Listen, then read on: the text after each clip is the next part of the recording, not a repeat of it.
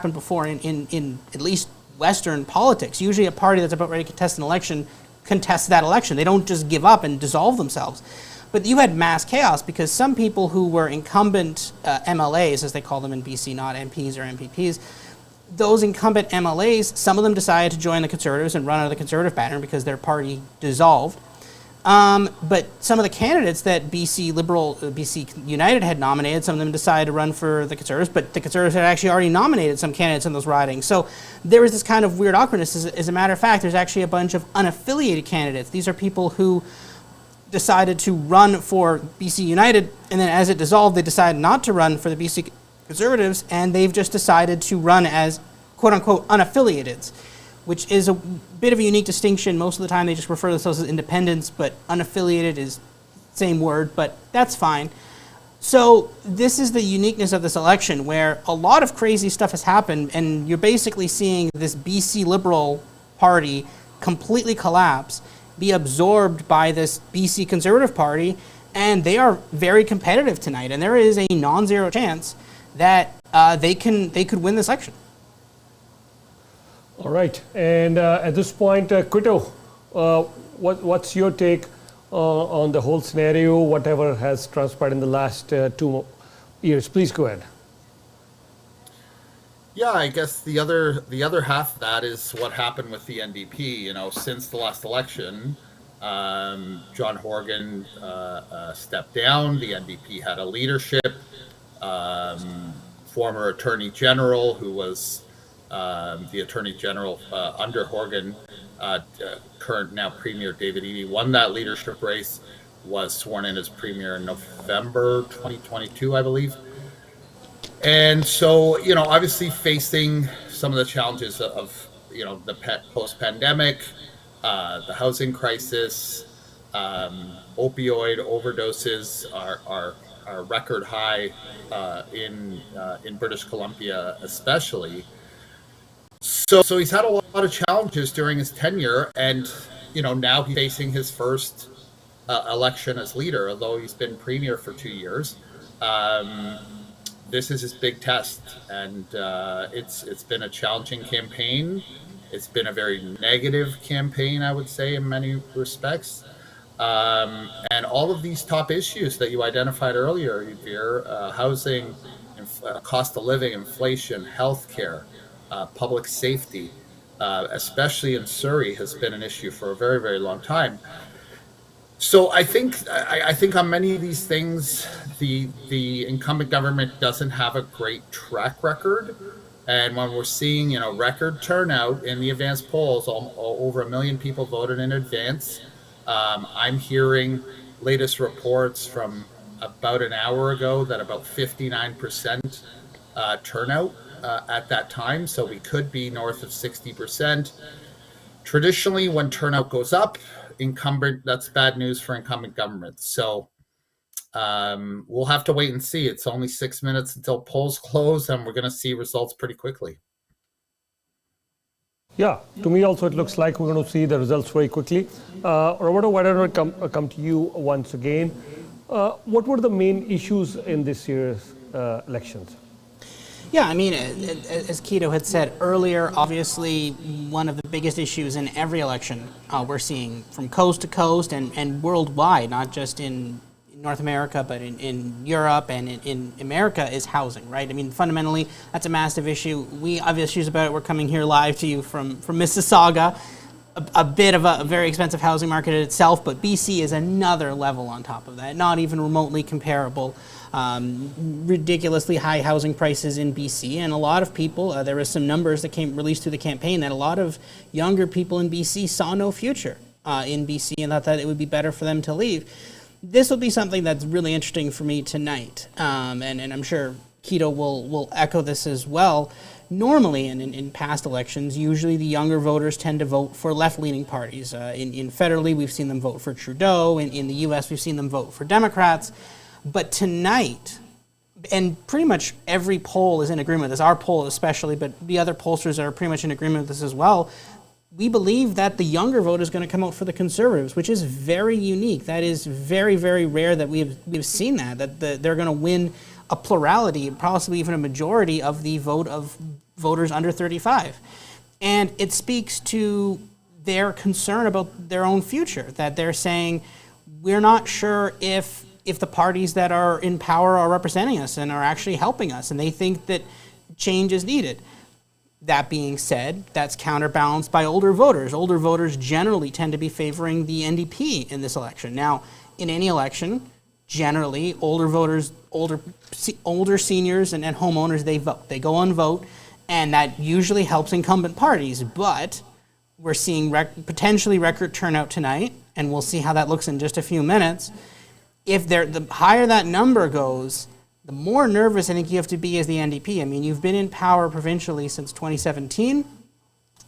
There have, obviously, some issues have gotten a lot worse globally, not just confined to BC, but a lot of voters are probably out there looking for a change, and that would be, when more people show up to vote, that's what you see. Some other issues, obviously, cost of living, food affordability, rent, that also feeds into the housing front as well.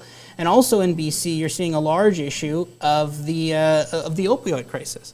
Obviously, there's been debate as to whether or not how you should treat people, those who are addicted to opioids. And there's been a lot of debate about that. A lot of people feel that the best way to do that is to just get them to stop, to force them into some sort of treatment. That's roughly the Conservatives' plan, versus the NDP and the Green having kind of a more like, okay, well, you can't just stop this immediately. You have to kind of medically treat them as well. So there's been a lot of issues with that, and a lot of backlash specifically to the NDP policy on the opioid crisis as well. And I suspect that will affect quite a few ridings in Metro Vancouver as well. So there's a lot of issues, and the thing is, to be fair, none of them are particularly great for the NDP. When you look at it, most of them would seem to be negatively impacting an incumbent government. But as you mentioned at the top of the show, we're seeing a lot of scandals with the Conservative government. There's been a lot of comments from certain candidates on the Conservative side that many view very negatively, and rightfully so in some cases. And I think voters are going to be weighing that, or they're going to be weighing, well, we need change, but at the same time, is that change good or better or worse, right? So that's what we're going to see in just a few minutes here. Definitely, and we are expecting results very shortly. Very shortly, we are expecting the results, but before we do that, we have one of the leading pollsters, both Quito and Roberto here. Why don't we start with you, Quito? I mean, there have been polls as far as BC elections is concerned, and then I'll come back to you, Robert, as well. So from Main Street Research, but before I even ask Roberto and Quito of that, let me tell you that Mainstream Research, one of the leading organizations as far as Canada and US is concerned, their polls have been pretty much accurate most of the time, and the vast majority of polling surveys has been done by Mainstream Research. Kuto, what's your take? I know last time in 2017, it was only one seat which made all the difference. So do you think the elections results are going to be close? What do the poll surveys say here? Yeah, I guess it could be very, very close. I said recently that this could be the closest election that we've seen since 2017, maybe even closer. Remember that in 2017, Christy Clark won the most seats. She was the premier. She came within 182 votes of getting the majority in that, I forget the name of the riding now, Comox, I believe it was.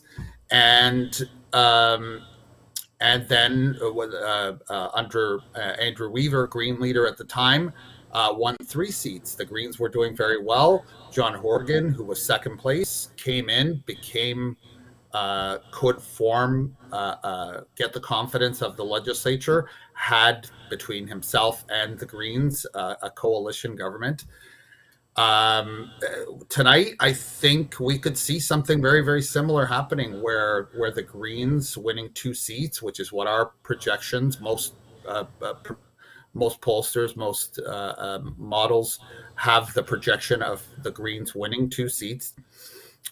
They could hold the balance of power. You know, there's the X factor of those former BC United, now sitting as independent candidates. Some of those could win. There's a couple of very high profile BC United past candidates that are running. those could be interesting seats to watch. All of them. There's 9 in particular that we polled specifically. West Vancouver Capilano being one, Richmond Center. I think those are the 2 really to keep an eye on, where Wendy Ewan and Karine Kirkpatrick, both former sitting MLAs, who could either win or play spoiler, where they split the vote with the Conservative, the NDP comes out the middle, turning what should be a close seat race into a wider margin of victory for the NDP. But there's lots of interesting seats out there to watch, and it could be anywhere between 49 seats for the NDP up to 49 seats for the BC Conservatives. How today's rainstorm and flooding and road closures will affect that turnout today could be a factor in the Lower Mainland. So we'll just have to wait and see. It's the polls just closed. I expect we'll start seeing results in the next few minutes. I'm as interested as I've said to you a couple of times now that we've covered elections with you, Ymedia, that for us pollsters, election day is like Christmas. Like, hey, we get to open up this package. Here's the results versus our what we measured. So for us, it's exciting. I couldn't agree more. As Quito, you just mentioned that yes, for any pollster, election night is Christmas, and last time it was Christmas for you in Mississauga elections. And Quito, Roberto, compliments, you guys got it bang on, spot on. And I still remember both of you were here with the results of Mississauga election night. And Quito, the moment we started, I think he already mentioned that yes, it's going to be Carolyn Parish, and so it was. So not only Ymedia, Main Street research, not only you guys got it right, who will be the winner Mississauga mayor elections, but the second, third, fourth, every single position, we got that right. It was bang on. Yeah. Roberto, I'll come to you. What do you have to think? We've been doing poll surveys and so many other things, but what do you expect tonight? Yeah, just a quick note here. We have the feed from Elections BC. It's updating live. So currently 11:03. We have no votes yet. So okay. So nothing yet. We will. I'll let you know when we have something. But no, I think. I mean, again, and we had talked about this earlier when talking about the issues. There are no real good set of issues for the NDP here. Basically, no matter what issue you're looking at, generally pretty negative for the BC, for the NDP. And when you look at a lot of things like Time for Change, that's also pretty negative for the NDP as well. So I fully expect this to be a very competitive election. Obviously, the BC Conservatives are a much newer party.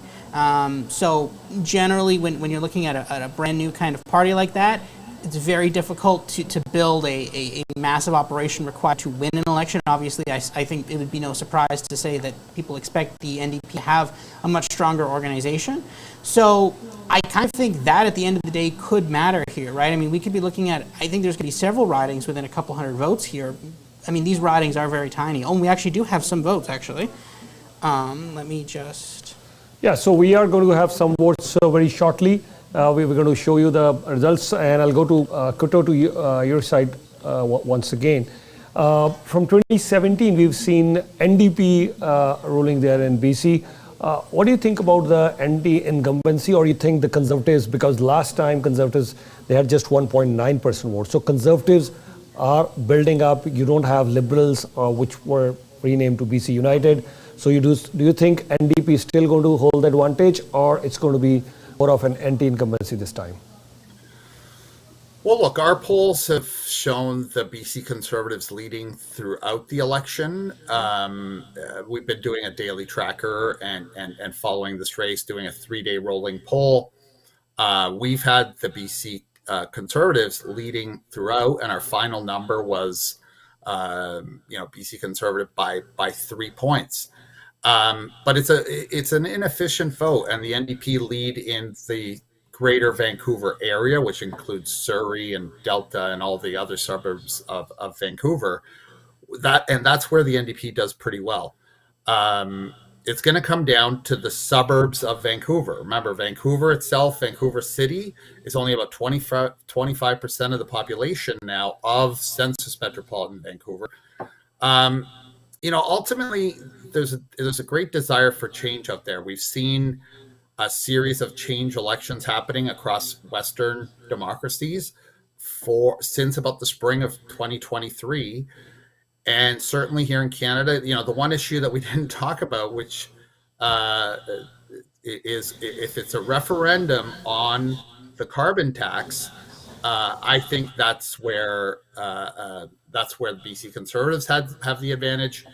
If it's if there is and the NDP, I guess people called it a flip-flop. The NDP backtracked on the carbon tax, backtracked on some of the safe injection sites that were considered progressive policies, and perhaps those things are enough to save this incumbent premier. But I think it's going to be extremely close, and I'm leaning towards saying that that the desire and the sentiment for change is just so high that we will likely see change tonight and on Monday night in New Brunswick as well. We're expecting so. I think if the initial numbers are to be believed, your guess is quite spot on. Roberto, the first 3 seats or the few seats have already started. Roberto. Yes, if we can share the screen here for a second. We do have 3 seats already. I'm sure if you guys look on your ticker, you can see 3 seats, and it'll refresh with the popular vote. That will be updating through the night. We have 3 seats. Now, these are all in the interior. So obviously pretty expected that the Conservatives would be winning these seats. We see up here Prince George Mackenzie, big Conservative lead here. Again, pretty expected. These are the interior seats. That's pretty expected they'd be winning that. There had been some disagreement with pollsters as to how strong the NDP would be in the interior. So again, 3 ridings reporting, very little reporting on there. Also interesting of note is that you can see up here, it says Election Day polls and advanced polls. So Elections BC is reporting us what's advanced and what's Election Day. That's actually a very important distinction because that can help us figure out if the vote is more early or more advanced in some of these ridings. So no surprise here for the Conservatives winning this one. Salmon Arm as well, again, another big Conservative lead. That's an Election Day poll. An interesting one is down here as we come into BC, so as we come into Vancouver, right? So when you look in the outer area, obviously that's a very conservative area, but as we get closer into the Vancouver area, as you can see here, it gets a lot more competitive. And as you can see here in Abbotsford South, we have a small NDP lead, a small Conservative lead in this seat as well. Now, and this is the advantage of breaking it out by advanced and early, we can see this is one of the 5 advanced or early polls. So again, we don't know exactly where that is in the riding. My guess is that could potentially be a more urban part of the riding. Again, there's going to be 18 Election Day polls. That is a tad tighter than our model has, and we can actually call up the model right here. We have that as about a 60-30. So that's significantly tighter, but that's a more urban poll. If that's a more urban advanced poll, that makes sense, and that's actually a relatively good result for the Conservatives. So maybe that interior could be a tad closer than we thought, but again, compared to the other ridings, nothing too crazy at this point. This is roughly what we've expected. All right, and can we have a quick look at where do we stand as far as the 10 ridings in Surrey are concerned? Or maybe later, once we get more results, we'll get on with that. Actually, we've got some more ridings now. Okay, here we go. We got some more ridings. This is it goes slowly and then it goes fast here. Yeah, but it's been a head start for the Conservatives as Kuto was predicting that the Conservatives could get a head start as Main Street Research has already been polling. The Conservatives are taking an initial lead. It's too early. Yeah, go ahead. Yeah, if we can cut to the map here, we actually have some very interesting results here. So, Delta South, that's a very competitive race there. But again, and just as I mentioned, Abbotsford South, that's getting out there right now. Those Election Day polls are coming in. That's better for the Conservatives. Interestingly, over here, the Conservatives are winning in Vancouver, Quilchena. That is exactly what we'd expect. We expect it to be a very heavily conservative riding by about 40 points, and that's, I mean, it's a little tighter, but again, that is an advanced poll, so that's a pretty good result there, though. Delta South, we expect that to be a conservative riding. It is currently very, very close, but that is one of the 4 advanced polls. A little bit more concerning here for the NDP would be kind of these outer Vancouver areas, right? You're seeing Maple Ridge East. This is a very small lead for the Conservatives. On one a day of poll, we expect the NDP to win this by a bit. So again, we're starting to see some pockets of support coming in, some coming in a little bit faster than others, but overall, this is roughly in line with what we're expecting here tonight. All right. So lots of number coming our way. So we will keep you posted as far as election results are concerned. So we'll definitely keep you posted. So initial results are showing a bit of lead as far as Conservatives are concerned. Mind you, the NDP government in BC since 2017. And 2017 they came into power. Then again they came into power in 2020, and now we are back as far as elections are concerned in 2024. The Conservatives are going to challenge them as far as NDP is concerned. If I may, yeah, go ahead. Yeah, we have some more of those seats, especially some of those Langley ones. Yeah, if we can get back to the map here. So, interestingly enough, in some of the interior, we have Kelowna Centre. We have a small NDP lead there. That is with one advanced poll. I suspect that's the majority of that. The NDP doing a little better in the interior. But again, these ridings down here, down in Abbotsford, the Abbotsford area, they're doing a lot better here, and there's more of the result reporting, especially there in Abbotsford South. So I'm expecting the Conservatives to be doing, I expect that those numbers are in the outer, more interior area, those are more from the advanced vote. Interestingly enough, though, Maple Ridge East has flipped back to the NDP. Again, a very close race there. Delta South, we've seen that flip now as well. Vancouver Langara, this one's going to be a very interesting one and a very personal one for some people on Twitter. Brian Begay is a part of Elections Twitter. He does electoral projections on Twitter as well. This could, as far as I believe, if he were to hold on, and he has a small lead, but he is winning an advanced poll, which is very good for him in that result. I believe he would be the first person from Elections Twitter elected in any jurisdiction in North America, as far as I know. Outside of that, Langley Walnut Grove, a small Conservative lead there. That's on an E-Day poll. That one is expected to be close. Langley Willowbrook, I know that's one of the ridings that we want to look at. A bigger Conservative lead there, and that's 3 of 4 advanced polls reporting. That's a very good result for the Conservatives there. Surrey South, this one is also very interesting. If you remember, there was a lot of controversy over this candidate, and specifically he had made some Facebook posts about Palestinians several years ago. He is currently winning by quite a large margin, about 30 points there, and that's very much in line with what our model projections is. You can see the model projections up on the screen as well. Let's just head over to the island. Again, Conservatives winning the election day vote there. Oak Bay, Gordon Head, that one is an interesting one. I suspect that one might get a bit closer, but there's more green seats though. The other interesting one up here is the other green seat here in West Vancouver, Sea to Sky.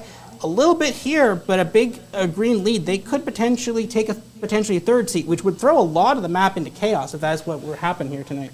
Yeah, looks so interesting. It's very interesting here, and we will keep you posted. The results are coming in very, very fast, and that's what you expected. Just like Ontario, once again, the results would be coming in very fast. Quito, your early take on whatever we've seen up until now. What do you have to say, Quito? Yeah, I guess it's hard to know. It looks like the advanced poll returns so far that we're seeing are a little bit better than what we would have expected for the BC Conservatives. Now, they are in some Conservative leading ridings where this is going to be won or lost is Census Metropolitan Vancouver, the Vancouver seats, yes, North Shore, but then those suburbs, Surrey, Richmond, Langley, there's going to be a lot of very, very close races there. Right now, it's, I'd say, advantage Conservative, but that you know, in 2 or 3 minutes, that could change easily. You know, I'm curious to know from Robert if we see any results from, say, Surrey Cloverdale, for example, or some of those other really close, what we expect to be very, very close ridings. Um, is there anything yet, Robert, from Surrey Cloverdale? Nothing from Surrey Cloverdale yet, but if you look at the ticker below the screen, you could see 44 to 1. Yeah. A very similar number to 2017 for some people. Again, if you just cut to the map super quick, we're not going to dwell on it too long here, but that is a very, very blue Metro Vancouver. Now, should not be that blue. If you are the NDP, you are a little concerned right now. But again, as you can see, most of this seems to be election day, some advanced vote. Sorry, Cloverdale, nothing there yet. But I think if you're the NDP, you're a little concerned right about yet. This is a little concerning for you right now. Yes, and I must say 44, that's what I was looking at as well. And I'm 45-3 now. Yeah, 45-3 now. And I must say it's quite close as we were expecting. But the thing is that, yes, I'm getting good feedback that many, even the mainstream channels, they're saying a little bit ahead because we have already moved on to 45. There is still some of them, one of the major networks is still at 40-27. So they're saying in their 20s and 40s. But I think these are very early things. Let's wait and watch, yes. So, quick fact about that. When we reached to Elections BC, they said they would update the feed every 3 minutes. That is not true. They're updating it very constantly. So we anticipated that was going to happen, so we've been updating a lot faster than the other people. They'd set it for a 3-minute time. But again, in looking at this map, it's still a very, very blue map here. We have... we have results from the Green leader seat here, Sonia First now. She is winning now with only one election day poll, but currently the NDP have made massive inroads into Surrey, far more than we had expected. If you look at our map here, we had expected a lot of these kind of upper Surrey or northern Surrey seats to be very safe. That is not what we are seeing here right now. So currently this is a little concerning for the BC NDP. Now, they do have some leads in some of these interior seats, but a lot of these interior seats, some of them have First Nations reservations on them, so if that's where the vote is coming from in some of those cases, that's where you can get the big leads. Kelowna Centre is a very close race right there, but there is, as you can see there, the Michael Hummer.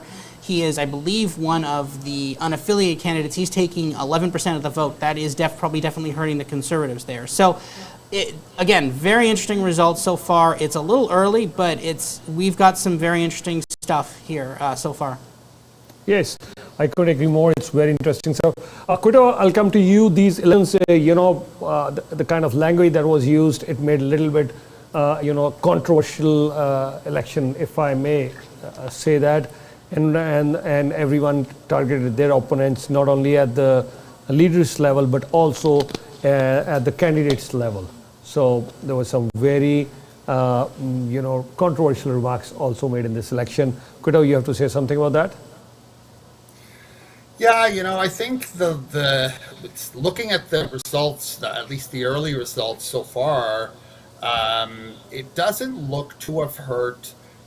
Chapman, the candidate in Surrey for the BC Conservatives, was under siege for most of the second half of the campaign over these Facebook comments that he made some time ago and other posts that he made online even more recently, and rightfully so. But at least based on the early results, it doesn't appear to have hurt his chances in the riding and overall, which I guess it depends on your perspective. It's a bit concerning that folks wouldn't take that into account, but also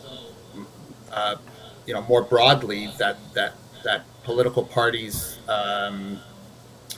But the lesson here might be that you shouldn't judge the leaders' campaign, the overall campaign, by one candidate's comments from online from some time ago, and maybe ultimately John Rostad made the right decision in keeping this candidate there, because that seat would have otherwise, it's a head-to-head race. There was just a Conservative and an NDP, nobody else.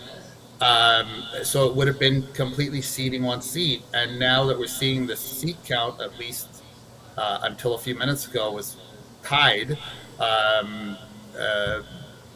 it could come down to that one seat. So let's wait and see. Yeah, the seat count still would remain tight. Another thing, Roberto, that I was seeing is that they promised a lot of tax cuts. When you look at the Greens, the Conservatives, or NDP, their platforms, and I think it's already a deficit budget that they ran last time, 9 billion, but I think again 10, 9, 11 billion deficit budget again. But they all have promised tax cuts, looking at the inflation and the affordability as one of the major issues. Your take? I mean, it's smart, right? I think it has somewhat limited effectiveness. I mean, again, if you can't afford groceries, if you can't afford rent, I don't think you're sitting there saying, oh, I get a couple $100, right? It's not the biggest deal. I think for the people who are really struggling, it's not necessarily the thing that puts that over the top for them. But I think for people who are kind of maybe a little better off, people who are generally homeowners, people who are like, yeah, okay, I could use a couple $100 here, right? I think that's kind of where I think those tax cuts are more targeted to, and it's very effective in that, right? It really helps to, that's a strong play for the suburbs, a bit more rural area. Those people feel as though, a lot of those people feel as though they're taxed too much. And I think by reducing taxes, even just a little bit, you kind of send the signal that, okay, we want to reduce government waste and things like that. So I think it's very interesting, and I think this is obviously kind of a trial run for that. We're going to see a lot more of that potentially in the federal election. The federal election will at minimum happen about a minimum a year from now, probably sooner than that as well. There could be other elections. We'll start to see some of the effectiveness of these messages of promising tax cuts to voters, and if the voters believe it and think that is the antidote to the kind of inflation that we're seeing. Once again, if you look at the numbers, it's still, I guess, a deadlock, and it's still anybody's call right now.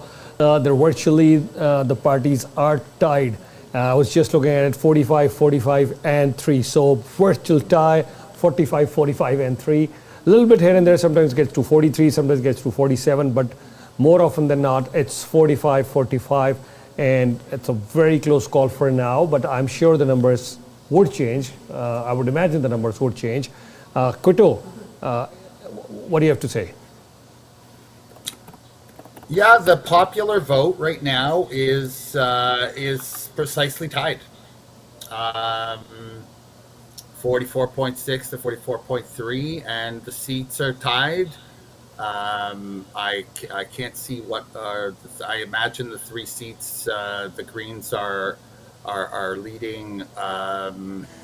One of them is Sonia Furstenau in Victoria Beacon Hill. The other would be Saanich Gulf Islands.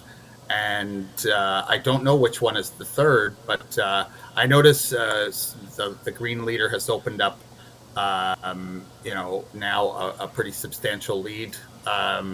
It's only 3 votes that are actually reporting there.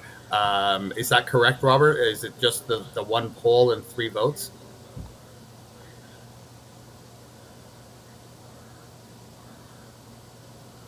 Robert, can you hear me? Yeah, I can hear you. Yeah, we can hear you. Just, yes.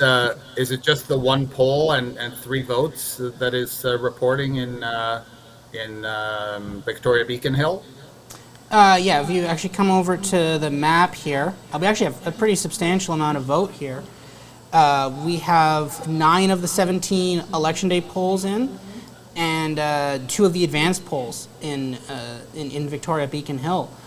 So that's a pretty substantial amount there. And again, Furstenau is losing that. In our riding poll, we had her winning. That is the Green leader. She's running in a different riding than she did last time. So that's if she was to lose this race, and again, it's a little early, but it's starting to get a little late here. That is a significant deficit to make up. So we're going to have to see if she can make that back up in those last remaining polls. Just looking outside the map here, the Conservatives are doing very, very well here in Surrey, almost sweeping Surrey. It's very close in these northern seats, but the fact that it is close, I mean, look, we almost have all of the election day vote in here in Surrey, Guildford, and they are currently winning that. Very close, though, but they are currently winning. And then, obviously, on all the Maple Ridge seats as well. currently the NDP are leading in North Vancouver Seymour, but again, only 2 polls reporting. Those could probably be much more urban polls. Vancouver Langara, very close as well. So I think the seat count right now is, I believe, tied. But this is a very, very interesting election. I think the interior ones, we're still waiting. A lot of these have pretty high number of polls. So if we're getting the more urban and kind of smaller polls first, that would make sense. So the NDP are kind of artificially doing well, and you could see that there in Kelowna Center, basically tie there. But that one's come a lot. The NDP were winning that one. That's come in a lot. So again, nothing here in these rural areas. Maybe the Conservatives are underperforming just a tad from what we thought. But again, it's a little early in some of those ridings. This is going to be very close. I think at minimum, I think our polling is going to be very accurate. I think this is going to be a very, very close race. I think we're looking at maybe a Conservative 1 or 2 point win based off of this, and it's far too close to call who's actually going to win this election, which is notable, right? I mean, this is a party that did not exist. The Conservatives have not won a seat in the legislature. They've definitely already won a seat. This is going to be a very, very close election. The fact that we can't call it right now is very notable. Yeah, it happens very rarely that, as I was mentioning earlier, it's almost a tie between the Conservatives and the NDP as we speak, and it's very difficult to call it right now. But I still think maybe the Conservatives have a slight edge as we speak. It's 40, 46, 45, and 2 for the Greens. So they have a slight edge, a very narrow edge. It's too early to call this right now. Quito. Yeah, I just got a message on my phone from a friend of mine in BC in Surrey, and saying that it's kind of unusual right now because the NDP is leading the popular vote, but it's still tied. So it's a little bit odd. That at least according to Elections BC, I'm not sure what the feed is saying, that the Conservatives are pretty close in Saanich Gulf Island. Is that correct, Robert? And that there's a couple other seats there where things are really close. And so the seat count now, we're seeing some seats that the Conservatives had not expected to win. They're a little bit more competitive. So, Robert, can you tell me, because we seem to be well ahead of CBC and some of the other mainstream media in terms of our numbers, what is the popular vote and what is the current seat total? Actually, yeah, if you cut it, okay, give me 1 second, I'm just going to update it quickly. So right now, the popular vote, we have a 2% NDP lead in the popular vote. Okay. Sorry, there we go. Okay. We have just a 2% lead in the popular vote. And I think that's powered a lot by these Vancouver ridings, right? There's a lot of vote in a lot of these. Actually, we're hovering over the map here. Vancouver, Renfrew, basically all the polls reporting in this riding, right? I think a lot of these kind of more urban downtown Vancouver polls are reporting, so I think it makes a lot of sense that the NDP have that popular vote lead right now. But I think as more polls will start reporting in these rural areas, again, just looking over here, Kamloops, North Thompson, 18 to 32 election day polls reporting. So a lot more vote to come in for them. They'll probably expand their lead out. But again, there is a big problem here for the NDP in these kind of Surrey and Maple Ridge seats as well. And even in Richmond, these are seats the NDP thought they would be able to win, and these are currently tied. Look at this one here, 11 of 15 election day polls in the Conservatives hold a 6-point lead. And then only 1 of 4 advanced reporting there. So these are going to be really, really close, and we're going to have to see how those go for the rest of the night. Yeah, and we've seen some early records broken with the early ballot. We've seen that record being broken in a tight election, and the voters did brave a soggy weather this time. And I was looking at it, I think that's where my sense was that, yes, the voters are pretty angry. It's anti-incumbency, especially with the inflation numbers and their housing issues. There's so many host of other issues. So I think they're going to come out in good numbers. And that's the reason precisely I would say the early numbers are shattered. So do you think if the numbers are going that side, should the NDP be concerned, or you think the Conservatives would be concerned? Who favor? Quito. I think if you're the NDP right now, you're worried. As Robert said, you're looking at a couple of these seats. I mean, Cloverdale was included in our NDP seat count, and that one's a Conservative majority. You're seeing, in terms of popular vote, you're seeing most of Vancouver is already reported. That's not unexpected. Usually those are the fastest. And then you're going to see slower reports from the island and the interior. So this popular vote could flip and be an advantage Conservative. And I don't know, but right now I saw one there flip on the map as Robert was bringing it up. I don't know which one. I think that was West Vancouver, Sea to Sky. And that one we had expected the Conservatives to win, but they weren't. And then it flipped. So right now, what is the seat count, Robert, and where are we sit with the popular vote? It's roughly a tie. I think the Conservatives have taken the lead in the seat count.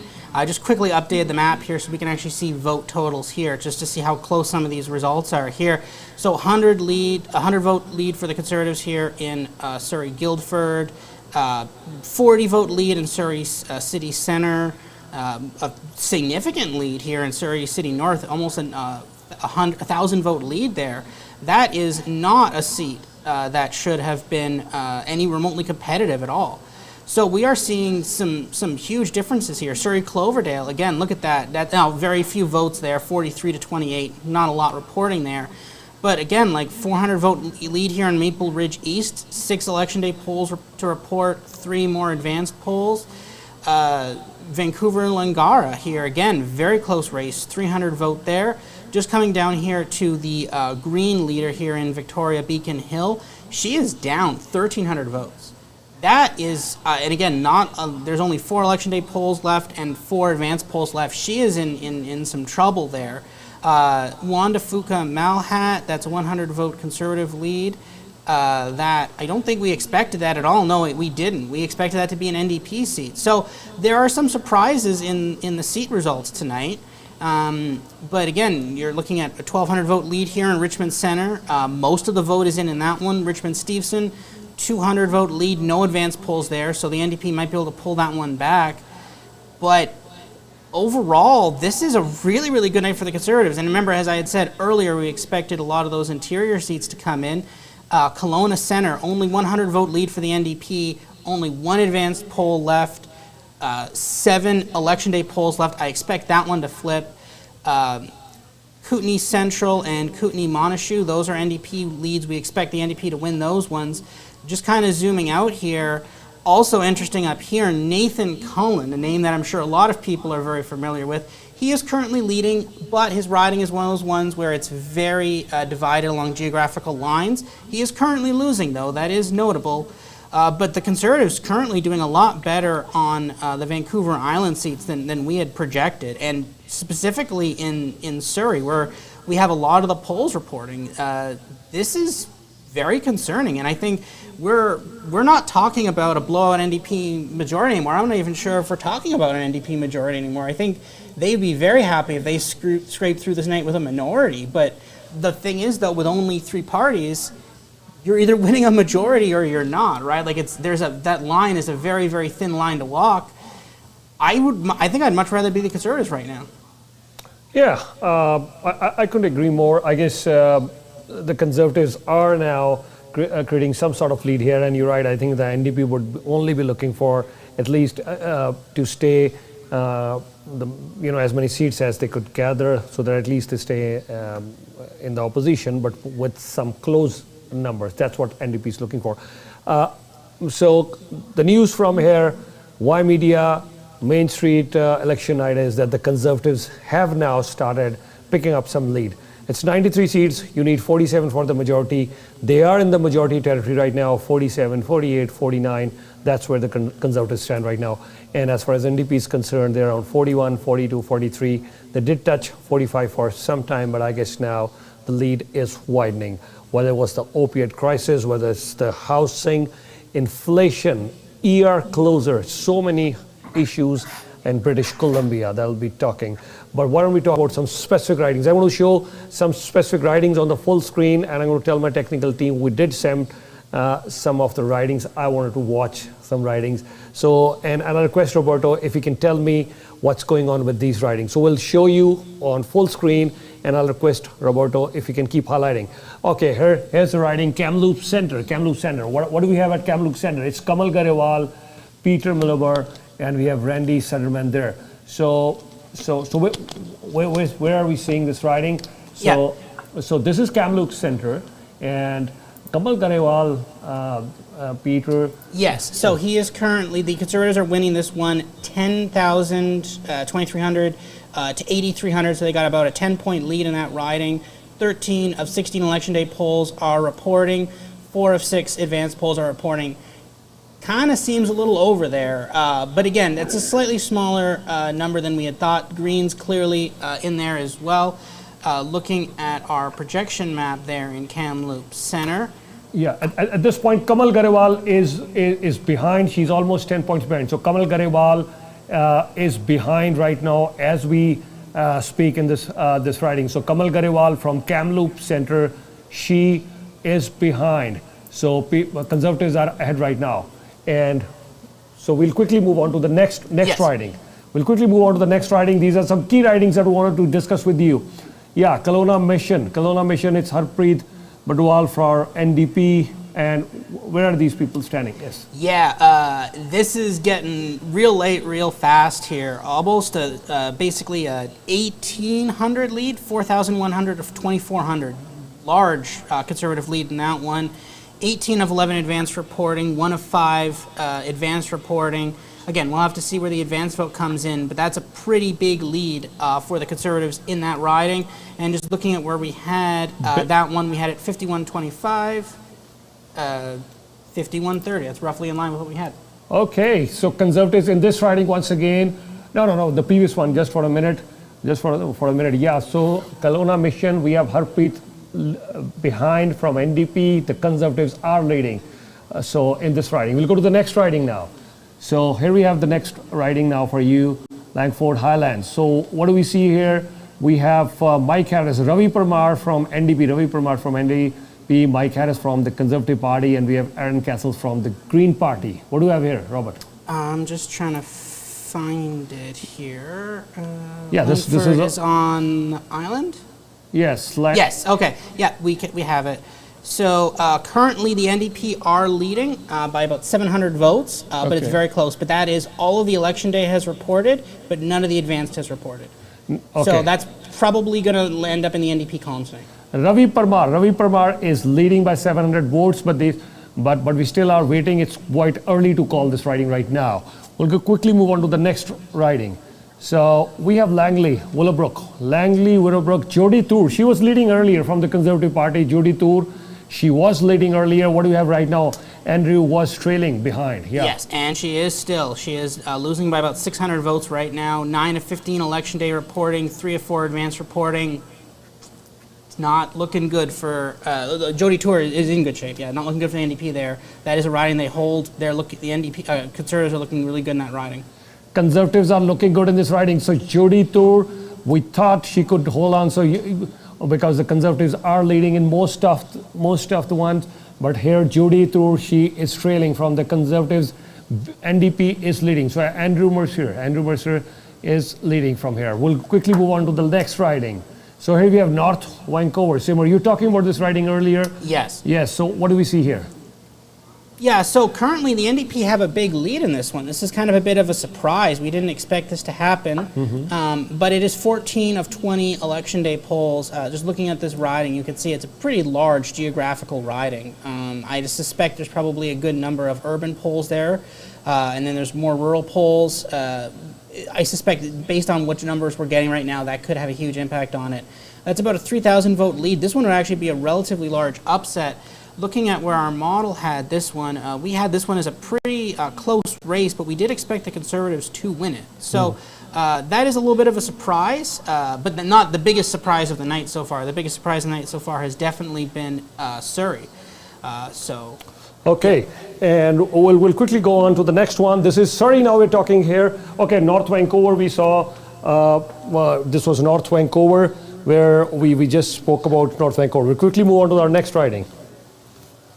We'll quickly move on to our next riding here from North Vancouver, Seymour. Our next riding, here we have so Richmond, Queensborough. What do we have at Richmond, Queensborough? Steve Cooner from the Conservative Party. Errol Pavov from the NDP. Yeah, what do we have here? Yeah, we have a pretty big Conservative lead here. Singh is looking in a bit of trouble here. Okay. Yeah, about a 700 vote lead for the Conservatives there. Conservative, you see Steve Cooner. Wow, Steve Cooner has a good lead here. So Steve Cooner is leading from Richmond, Queensborough. Aman Singh is at the second position right now. So I think Steve Cooner has a comfortable lead here. Cindy Wu, I doubt Cindy Wu would have any chance right now, because we already have 11 of the 15 election day polls. We have 2 from the 4 advanced voting polls right now. So here, I think Steve Cooner is pretty good here. The Conservative, once again, the Conservative, Steve Cooner from Conservatives are leading. Aman Singh is trailing, and we have Cindy Wu, who is an independent, pretty far behind. Yeah, let's quickly move on to the next riding, please. Just to finish, refresh the map here. Sure, you can refresh the map. Surrey City Centre. What's there at Surrey City Centre right now for us? Okay, so as we refresh the Surrey City Centre, we're going to get you the latest numbers for Surrey City Centre. There are 10 ridings as far as Surrey is concerned. 10 ridings. It is very, very close here at Surrey Centre. Okay. An 11 vote lead for the Conservatives in Surrey City Centre. That's about as close as you can get. And we're getting near the end here. 11 of 12 election day, 5 of 7 advanced. This is getting really close here. I think this one seat, Surrey City Centre, represents what's happening right across BC. This is exactly what's happening right across BC right now. We'll move to the map once again. If you look at the map once again, the Conservatives are holding on to a slim lead right now, and that's exactly what's happening overall in the BC right now. So the Conservatives here at Surrey Centre BC, Zishan Wahala is leading. Amna Shah, she is second, and then you have Colin Boyd is at the third position, and we're almost closing in. Yeah, we'll quickly move on to the next riding right now. Surrey, it has 10 seats. So after Surrey Centre, it's Surrey North. Mandeep Dhaliwal for the Conservative Party, Kiran Hundal for the Freedom Party of BC, Hobby Nijjar, Sim Sandhu, Rachna Singh, one of the cabinet ministers. This is the seat many are watching, Surrey North. What's the update on this one? Surrey North. Some bad news for the cabinet minister there. Okay. Down 1,100 votes there. 11 of 12, 4 of 5. That's getting into calling territory. I would definitely favor the Conservatives here, and that would be a massive upset in Surrey North. This would be immense damage to NDP's majority chances. But again, not a lot left. And 1,100 votes, that's a lot to make up in an election day and an advanced poll. I remember interviewing Rachna Singh at Ymedia. So Rachna Singh, a high-profile candidate, Surrey North. Mandeep Dhaliwal from the Conservatives is leading. Rachna Singh is second right now, and obviously there are others. Kiran Hundal, Hobby Nijjar. I don't see making them an impact. Sim Sandhu, but Mandeep Dhaliwal, he could well become the next MLA there in British Columbia. Well, let's go to the next one now after Surrey North. This is very interesting. So this is Surrey South now. What do you have for Surrey South? Not too many contenders there. You know, the Conservatives and NDP. I think it will be between the Conservatives and NDP as we have right across BC right now. What do we see here? And this is not a surprise at all. Massive lead there for the Conservatives. A 3,000 vote lead in Surrey South. But that is roughly right in line with what we had there in Surrey South. We were projecting 68-31. It is 58-41, a little closer. We didn't really make it an adjustment for the scandal effect for Chapman. That would probably explain the discrepancy there. But that's so maybe bring it in a couple points, but that's roughly exactly in line with what we had. It's a big lead, and it kind of shows that the Conservatives were right to stick with their candidate. They did not abandon their candidate despite past controversial statements there. Yeah, and I'll give it to the Conservatives here. Brent Chapman, I think he has a very comfortable lead. there's no chance for the Harun Kafar from there. Harun Kafar. Yeah, we'll quickly move on to our next riding now after Surrey South. Let's quickly move on to, you were talking about this riding earlier as well, Surrey Cloverdale. What's the latest on Surrey Cloverdale here? So there seems to be some sort of issue here with this one. Only a handful of votes here. Conservatives leading 122 to 76. So not a lot reporting here. Again, I expect that to get closer. It says 0 of 14 and 0 of 5, but yet there's votes. Mysteries abound. You never know what happens on election night sometimes. But no idea if those are election day or advance votes or what they are. But yeah, it's going to be interesting in that one. We need some more data in that one. But again, based on what I'm seeing in the rest of Surrey, don't think this one's going to be competitive. I think I fully expect the Conservatives to win this one. Based on, I mean, it's again, normally we expect going into the night expected an NDP win here in Surrey Cloverdale. Based on how tonight is going, don't think they're going to get one here tonight. Basically, they're losing every seat bordering it, which is never a good sign. So. Yeah, let's quickly move on to after Surrey Cloverdale. Let's quickly move on to the next riding. We have Surrey Fleetwood. Surrey Fleetwood, Jagru Brar. He's my Facebook friend. Jagru Brar from NDP. We have Avatar Gill from the Conservative Party. Tim Vinama from the BC Green Party. So what are the results here? Well, your friend is doing good so far. Okay. He has about a 300 vote lead. It's getting late, but he is still leading. So that's kind of all that matters. Going into the night, we expected him to be leading by about 20 points. That is not happening tonight, and there's no way that you're getting to that number with what's remaining. He probably could hold on. It's going to be really tight, though, but that's roughly what we're expecting. Yeah, so Jagru Brar, one of the few seats that the NDP is going to hold on today. So Jagru Potentially. We're not calling that. We're not calling that. Yeah, potentially, you're right. Potentially, that could happen. So let's see. No, we're not calling other than the earlier one, but we're not calling. Most of us we're still not calling. Jagru Brar, Avatar Gill, and Tim Binama. Surrey Fleetwood for you. Next one, Surrey Guildford. Surrey Guildford, we have Kabir Qurban as an independent. We have Honveer Singh Randhawa for the Conservative, Manjeet Singh Sahota for the Green Party, and Gary Beck for the BC NDP. What do we have? Yeah, I'm just refreshing the map now. We have the freshest numbers here, so we can actually, if you cut to it, we can actually talk about, sorry, Cloverdale. We have, there we go. We have 150 to 102. There you go. We're getting, votes are apparently being delivered by a tablet scroll there tonight. Surrey Guildford, though, 200 vote lead for the Conservatives there in Surrey Guildford. Again, this is a seat that should be a safe NDP seat. We're at 11 of 12 E-Day, 3 of 6 advanced. That's not good for the NDP. This is a seat they should be winning by a lot more than they are currently winning right now, and they are not doing that. And that means they are in trouble tonight. Yes, as in the entire BC, they are in a sort of trouble, and this seat is also going to the Conservatives, Surrey Guildford. Yeah, we'll quickly move on to the next riding. Surrey Newton, another very seat dominated by the South Asian community. This is another one, Surrey Newton. Tegjot Pal from the Conservatives, Amrit Biring for the Freedom Party, Jappreet Lihal here, Joginder Singh Randhawa, and Jesse Sooner for NDP. Please. Well, the story of Surrey tonight is very close races. We only have about a 900 vote lead for the NDP here, and it's getting late. 12 of 13 E-Day, 6 of 7 advanced. I'd say they're going to hold on to that one with 900 vote. That's a lot to make up with 2 polls. But again, that's a lot closer than that should have been going into the night. We expected that to be 57 to 39. It is nowhere near that. We're looking at a 7-point lead and that's a very, yeah. Jesse Sooner is going to hold on. It looks like Jesse Sooner is going to hold on to this one here. The Conservative Tegjot Bal is still trailing behind. So Jesse Sooner from BC, from NDP could be holding on to this one, and Surrey Newton. We'll quickly go on to the next one now. That's Surrey Panorama, Paramjit Rai, Freedom Party. Jenny Sins, we all know she's been at the federal level as well, and now she's back in the provincial level. So Jenny Sins, I've interviewed her, I've met her a few times, she was here. So the very familiar faces in the BC election. Brian Tepper, Conservative Party. So Surrey Panorama, what do you make of it? Yeah, this is potential. Let me just try to find it here. Down here. Yep, down here, found it. So, yeah, another Conservative win. This is a bit surprising. This is one that we did not have nearly this competitive. We had the NDP winning this by about 6 points. They are currently losing it by about 2. So big wave here tonight in Surrey. Big like the Conservatives have massively overperformed in Surrey. They clearly got out their vote there. Only one poll left, and it's an election day poll. I'd say the Conservatives are probably going to win this seat.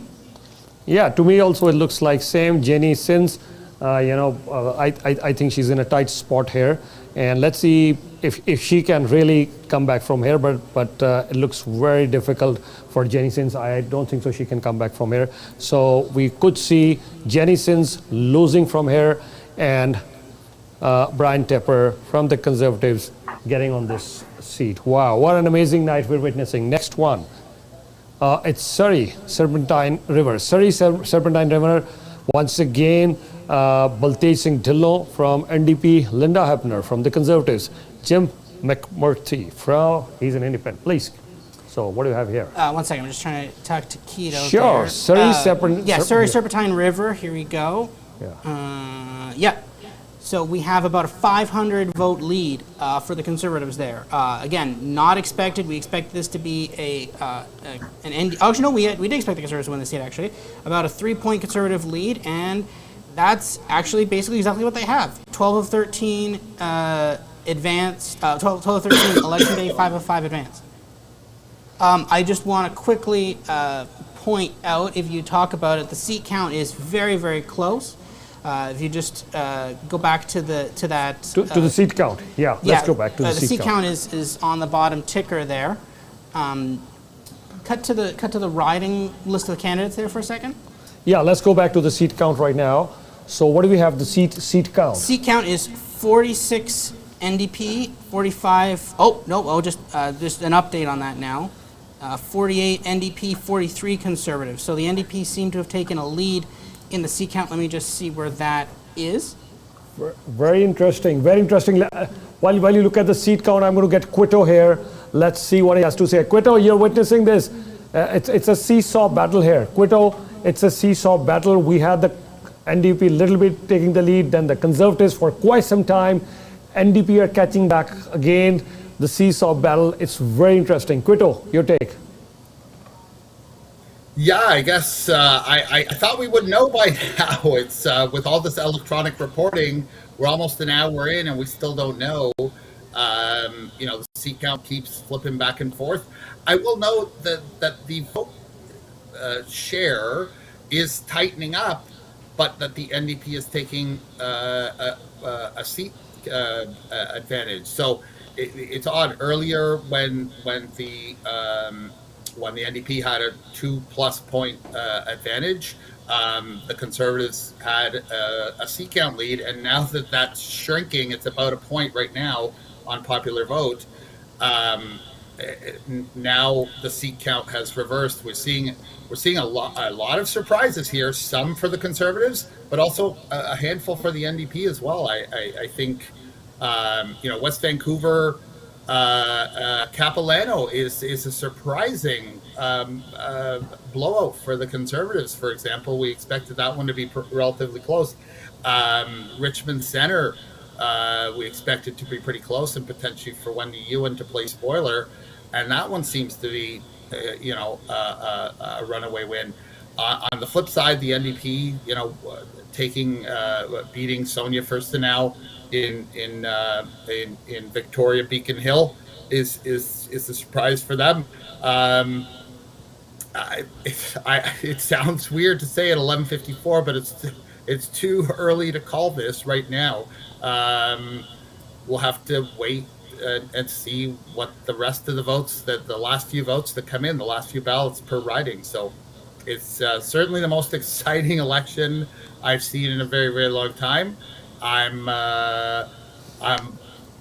fascinated watching this roll out. Yeah, Roberto, NDP has bounced back once again. What do you have to say?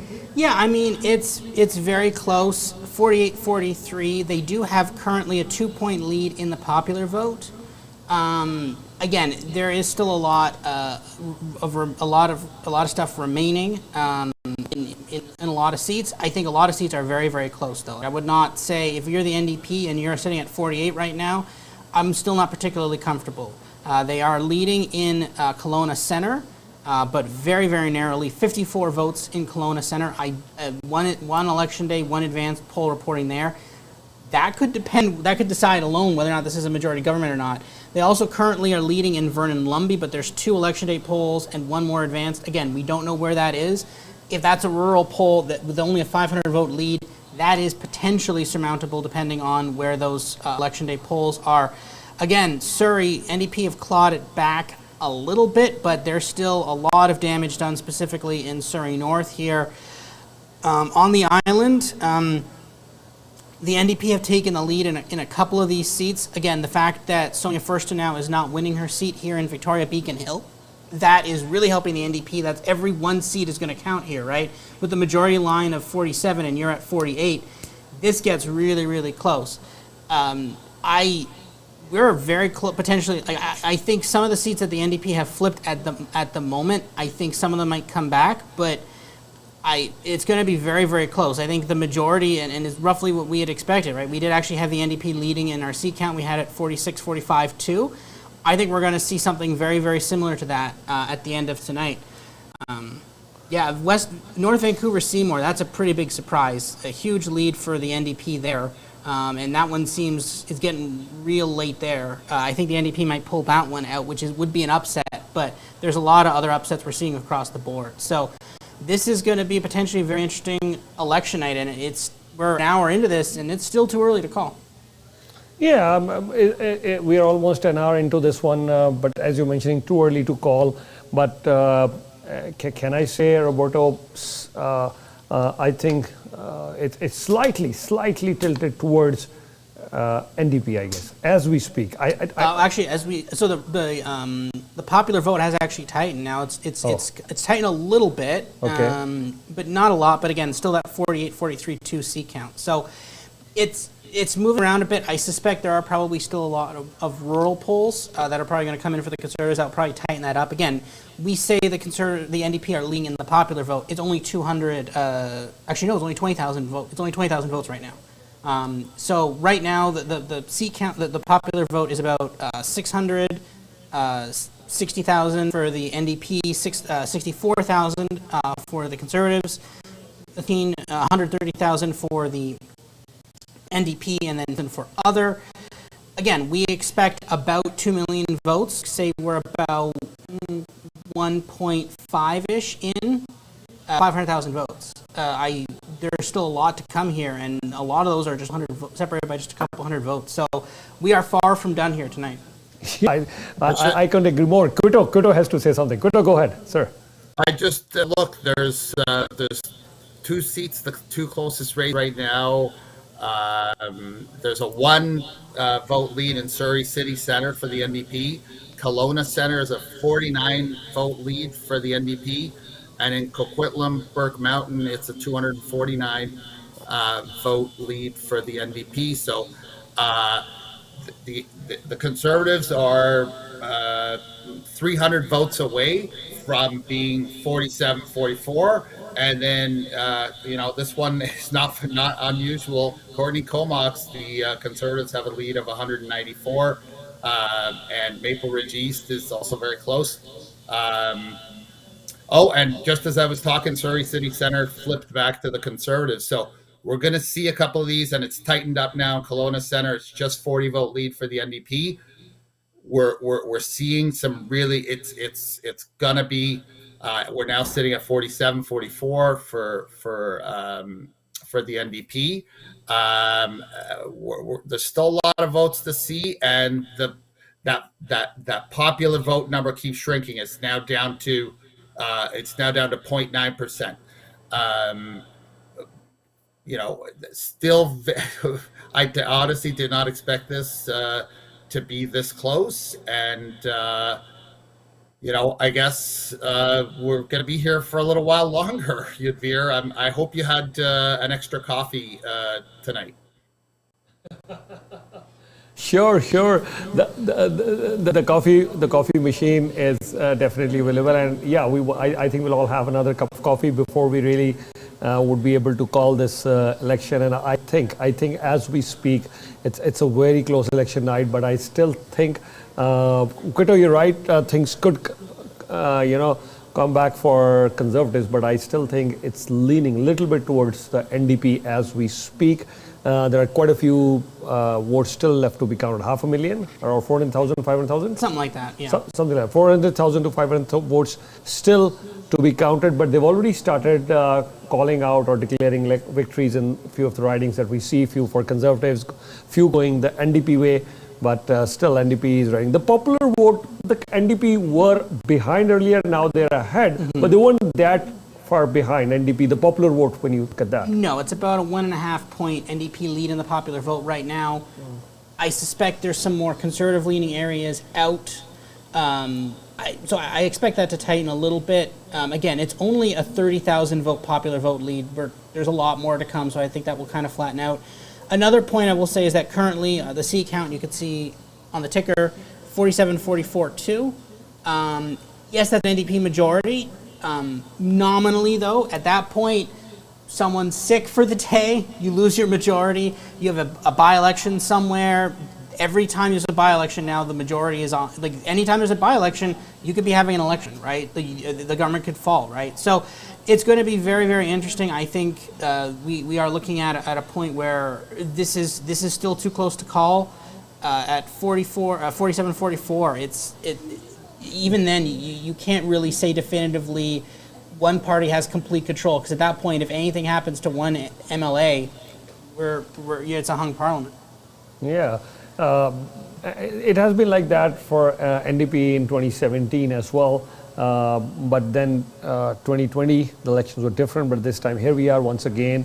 You're right. I mean, if they have 47, your one MLA calls in sick, and obviously a trust vote, and you could be in trouble. But let's see. Yeah, Quito. Yeah, I guess there's a lot. I guess there's a lot of surprises tonight in different ways,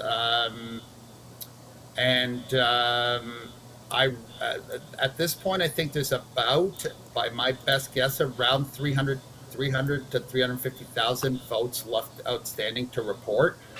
We don't know where those are. We don't know what that is. If it's mail-in ballots, if it's advance vote, if it's election day ballots. Right now it looks like basically a tie in popular vote. The Greens with 8%. I think that's a little lower than what people were expecting. I had initially thought that the NDP and Premier Eby saying, trying to appeal to Green votes, especially on the island, had backfired when we saw the Greens rising in the days after making that move. But it's obvious from tonight's results that at least on Vancouver Island, it appears to have worked. There's still, a couple of really, really close seats. It's now an 8-vote lead for the Conservatives in Surrey City Centre, 34-vote lead for the NDP in Kelowna Centre, 198-vote lead in Courtney Comox for the Conservatives. Coquitlam Burke Mountain is down to 230. And then there's a few others that are really close. One that I don't think we expected the Conservatives to win, Juan DeFuca Malahat. And now, Brian Breguet that we talked about earlier in Vancouver Langara is down by just 289 votes. We don't know what is left outstanding there. Robert, maybe you can tell us what is outstanding in some of those ridings. Yeah, we have that with, he's down 300 votes. That's 10 of 11 election day and 3 of 4 advance. So there's another election day and another advanced poll reporting. Still left to report there. Doable but difficult there in Langara. This is a seat that we had projected to be very close. We had projected it flipping the other way ever so slightly by about 2 points. It seems to be 2 points the other way. Again, well within expectations there. Again, it's very, very close. The NDP, the Conservatives seem to be doing it kind of better in the outer suburbs, as you can see here. in kind of the Langley and definitely in the Surrey area, but maybe the Conservatives doing a little better in the kind of more urban areas. For example, Vancouver, Yaletown, this has been a pretty strong Conservative seat in the past. We expected them to walk away with that one. They are currently tied. This is basically downtown Vancouver. This is very, very downtown, very, very urban seat. Currently, the NDP are flipping it. Again, this is one of the issues you have when you change, when a party changes over, right? Obviously, this is a traditionally BC Liberal seat, but now maybe they didn't feel to identify particularly well with the BC Conservatives. So a lot of them seem to be changing their votes there in downtown. Now, this is one you wouldn't necessarily see. It's a very, very urban, there's not a lot of, it's very hard to get a good cell phone sample from that riding. But again, we're seeing a kind of changing. We're seeing the inner Vancouver seats becoming better for the NDP, and you can even see that a little bit there up in North Vancouver, Seymour. But the outer seats, the more suburban seats, are definitely trending more conservative. It's a very interesting result we're seeing, and I think it's going to be. I think it's going to be very, very close. I think maybe it's tilting NDP ever so slightly. That being said, though, there's a lot of these that are still very competitive, right? Kelowna Centre here, just 40 votes. That's very gettable right there, and that's the majority alone for the Conservatives. Outside of that, Vernon-Lumby, 600 vote seat lead. So yeah, this is still a little too early to call, but I think I'd much rather be I'd be a little bit more rather be the NDP at this exact moment. just a little. just a little bit. Yeah. But Kito's already saying this. We're not going to let you go to bed that early. We have the coffee machine running there. Yes. So lots of coffee coming your way. We have dinner. We have coffee. We have everything ready here. Kito, Roberto is already saying little bit NDP. Do you think the Conservatives would make a comeback from here on? Well, it's hard to imagine that, but I will note that now it's back to 46-45 for the FDP in seat count, and that seat that Robert just mentioned is now down to a 23 vote lead for the NDP. So it could, in Kelowna Centre, it's a 23 vote lead for the NDP. I imagine, Robert, can you tell us about that one, whether there's anything left to report? I can show you that one here. I just updated the map, and yeah, it's exactly what we have. 23 vote lead. Again, now, so interestingly enough, that appears to not have been an election day or an advanced poll. Now, there can be some absentee. Sorry to interrupt. I guess once again we have our Ymedia newsroom showing the Conservatives ahead now. Oh, okay. It is 46-45. Once again, our Ymedia newsroom, our Ymedia. I told you it's a seesaw battle. Once again the Conservatives are back. It's 46 for the Conservatives, 45 for the NDP. So, just as I was asking a minute earlier, will the Conservatives bounce back? And here we see Conservatives from 43 to 46 and from 47 to 45 for NDP. So just a one seat lead. It's a razor thin lead, but still it is a lead for the Conservatives. It's 46-45. Roberto. Interesting. I'll cut to Kito in a second. Interestingly enough, I'm trying to find what seat it was, and it is still not Kelowna Centre. That's the seat, and actually that one's even tighter now. It's down to a 16 vote margin, and again, that's still not the election day or advanced poll. So I don't know what we're getting here in this seat. I don't know what number that is, but we're getting something. Oh, I think it might have been I'm going to try to figure out what seat that was. But yeah, again, that's even getting tighter. I think there might be some absentee vote we're seeing from some polling, like some reporting places, but that one's even closer. But if they that one's still very much on the board for the NDP. Lumby getting a bit away from them. I think the NDP might pick up that one, but I think some of the Surreys are pretty much almost done counting at this point. There's only all the advanced votes in Guildford, all the advanced votes in Serpentine River, all the advanced votes in Surrey South. That one's going to be a win. It's getting pretty late. I think this is kind of going to end off on a little bit of too close to call, I think. Yeah, it's too close to call right now. 46 once again. The news from Ymedia newsroom, Ymedia Main Street election night. Ymedia Main Street election night. The news from the Ymedia newsroom is it's very close between the Conservatives and the NDP. As of now, razor thin lead for the Conservatives. The Conservatives are 46 seats, NDP 45. Wow, very interesting right now. Quito will come back to you. Quito, sorry I had to interrupt you for a minute. Please. No, not at all, Yudhvir. I was going to say that same thing. The seat count flipped, and yet it's not Kelowna Centre, and now it's down to 13 vote lead for the NDP. I don't know how much is left outstanding to report there. There's still a couple of really close races here. The Surrey City Centre, 8 vote lead for the Conservatives. That was a slight NDP lead. Surrey Guildford's down to 105. Courtney Comox is up 190. The rest, I think, are almost out of it. These top 4 will make the difference here. If we see Kelowna Centre flip and now it's 47-44 for the Conservatives, I think that's really interesting because the NDP is still holding a very slight a vote share lead. I suspect there's still more from the interior and rural areas that is left to report, so the vote share could. But the fact that this is now 46-45 for the Conservatives with 1 seat at 13 votes, I think it's fascinating. And even if I was tired, I wouldn't want to go to bed right now. All right. We are getting results as fast as we would expect. They're coming in very fast as they came in Ontario elections as well. But at this point, quickly, if we can have all the 4 screens here, I would also want to highlight the US elections just for a minute, because I just wanted to tell everyone if we can take off the BC thing for a minute from that screen, and I want Quito's reactions. Ymedia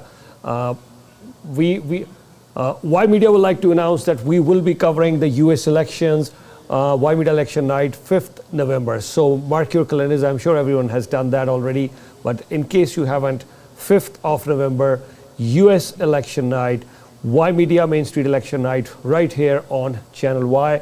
So stay tuned. There's lots that we are going to cover on that day. Quito, I want your take on it. It's again a very close race, just as we have in British Columbia. We have a very close race there in US as well. What do you have to say about the US elections? Yeah, it's a very interesting, as you know, we've been following this with our partners at Florida Atlantic University down in Florida, the Polycom Lab, and all summer, lots of developments in the U.S. When Kamala Harris, about a month before Kamala Harris became the candidate, Joe Biden was trailing Donald Trump pretty significantly. We saw it opening up 4 or 5 points. Nationally, and trailing in almost all of those swing states. And then as Biden left and Kamala Harris came in, she started doing better and better in the polls, to the point where about a month ago she was leading all the national polls by 5 points. She was leading almost all the swing states. We're talking about Wisconsin, Michigan, Pennsylvania, Nevada, Arizona, etc., and tightening in others, Georgia, Ohio, Florida, and we thought maybe it was just headed in that direction, and that she had the real momentum at that point. And then now the last 3 weeks, Donald Trump has started to claw that back, despite having a financial disadvantage, not having as much money to spend on advertising, etc. And what I'll say is I believe that this, going back to this change sentiment and why I thought the BC Conservatives might have a slight advantage tonight, is we've seen this across the Western world, North America, South America, Europe. We've seen incumbent governments being kicked out since about the spring of 2023. The economic conditions are there for it. That anxiety that people feel, we've been seeing it in the top issues.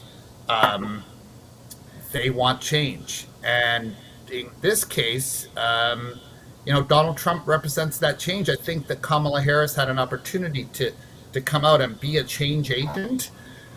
And she made some big mistakes in some of those early interviews that she did on television, starting a couple of weeks ago, when they asked her, what would you have done different than Joe Biden, or what will you do differently than Joe Biden? And she said, I can't think of anything.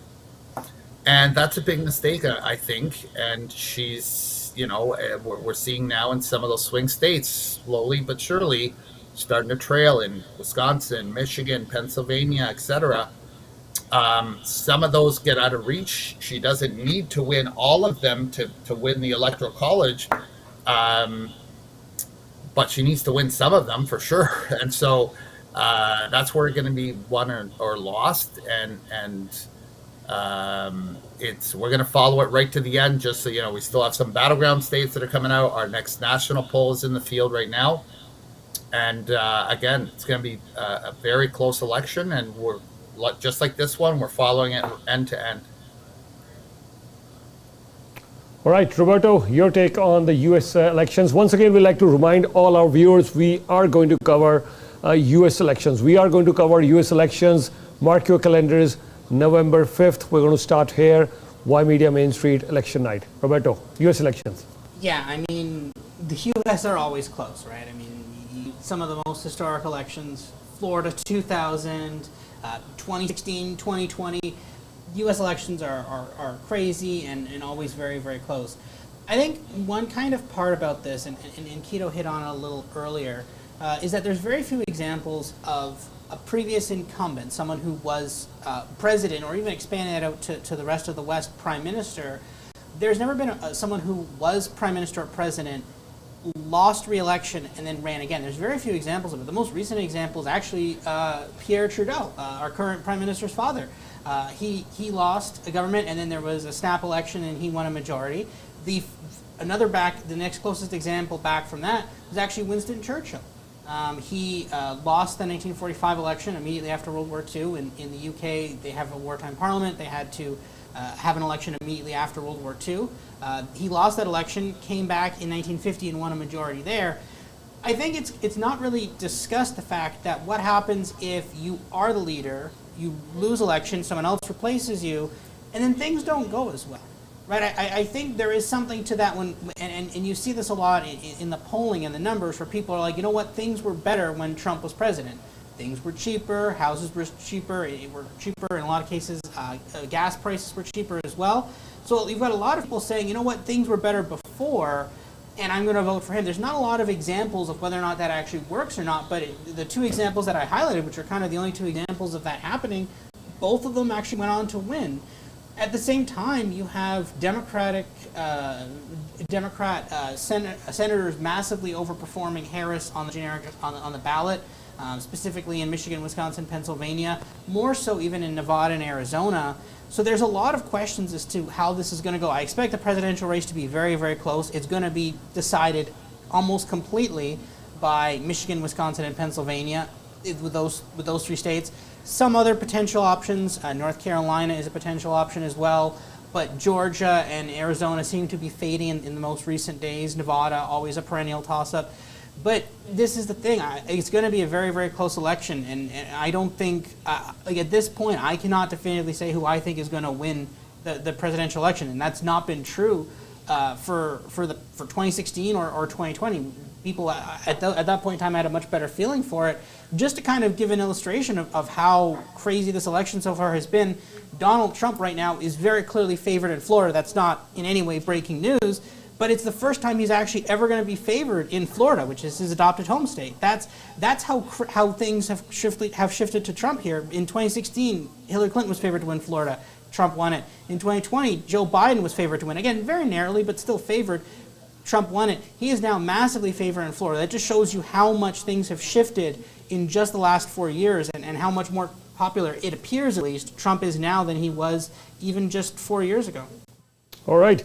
And at this point, we'll once again come back to, I know when we start talking about the U.S. elections, it is interesting. It's a lot more interesting than any other election other than Canada or India for that matter. But we'll get to the U.S. elections once we finish the BC elections. Once again, coming back on the BC elections, we're seeing again a close. Sorry, Quito, you had to add something. Go ahead. No, I just wanted to say that Kelowna Center did finally flip. It's now 31 vote lead for the Conservatives. I don't know which one flipped back the other way because it's still 46-45. I think Juan de Fuca Malahat. I'm not sure if there's anything there. He's on the island, I think. So. Yeah, we can show it on the map. Yeah. So Kelowna Center, as Keto mentioned, it has flipped now. But again, it is still not one of the election or advanced polls. So someone is finding votes somewhere. It's probably absentee votes. There's nothing odd about that. Most of Vancouver has not seemed to move. We talked about the U.S. I think that was a really good time to talk about it because we haven't gotten a lot of numbers in. We haven't gotten a lot of polls in since then. One notable thing I think we can kind of say here at this point is that Sonia Furstenau, I think, is definitely going to lose. She's down over 3,000 votes in her riding here of Victoria Beacon Hill. Only one election day poll left to report. Only one E-Day vote left to report. There's no way you're making 3,000 back. So again, this is not a call for the election in any way, but again, that is notable that the Green leader will not be in Parliament in the next sitting. And not even particularly close. This is a seat that people we thought she could win this. She has not done that. And the thing is, again, that immeasurably helps the NDP, right? When you're looking at a game of inches like this, where every single seat counts, every one seat matters there, and basically the NDP getting one extra seat, not going to the Greens, that really, really helps them.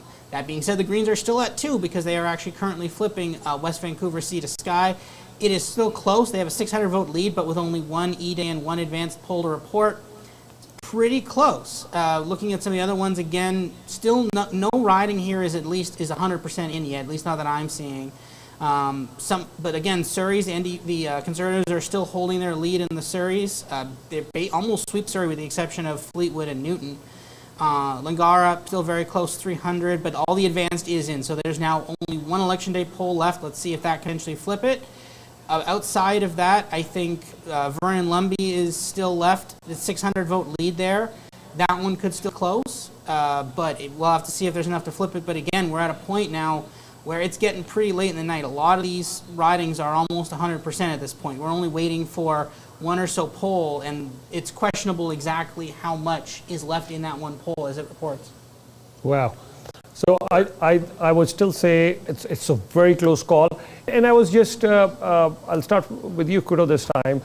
I mean, if it stays the same, 46 for the Conservatives, 45 for NDP, and you have 2 for the Green, but what happens if Greens, the 2 seats, they back NDP, and despite having more seats, more popular vote, still Conservatives would have to sit on the opposition benches. Then what? Well, I mean, that's 2017. That's exactly what happened in the 2017 election. And to be fair, our top line seat count was 46 NDP, 45 Conservative, 2 Green.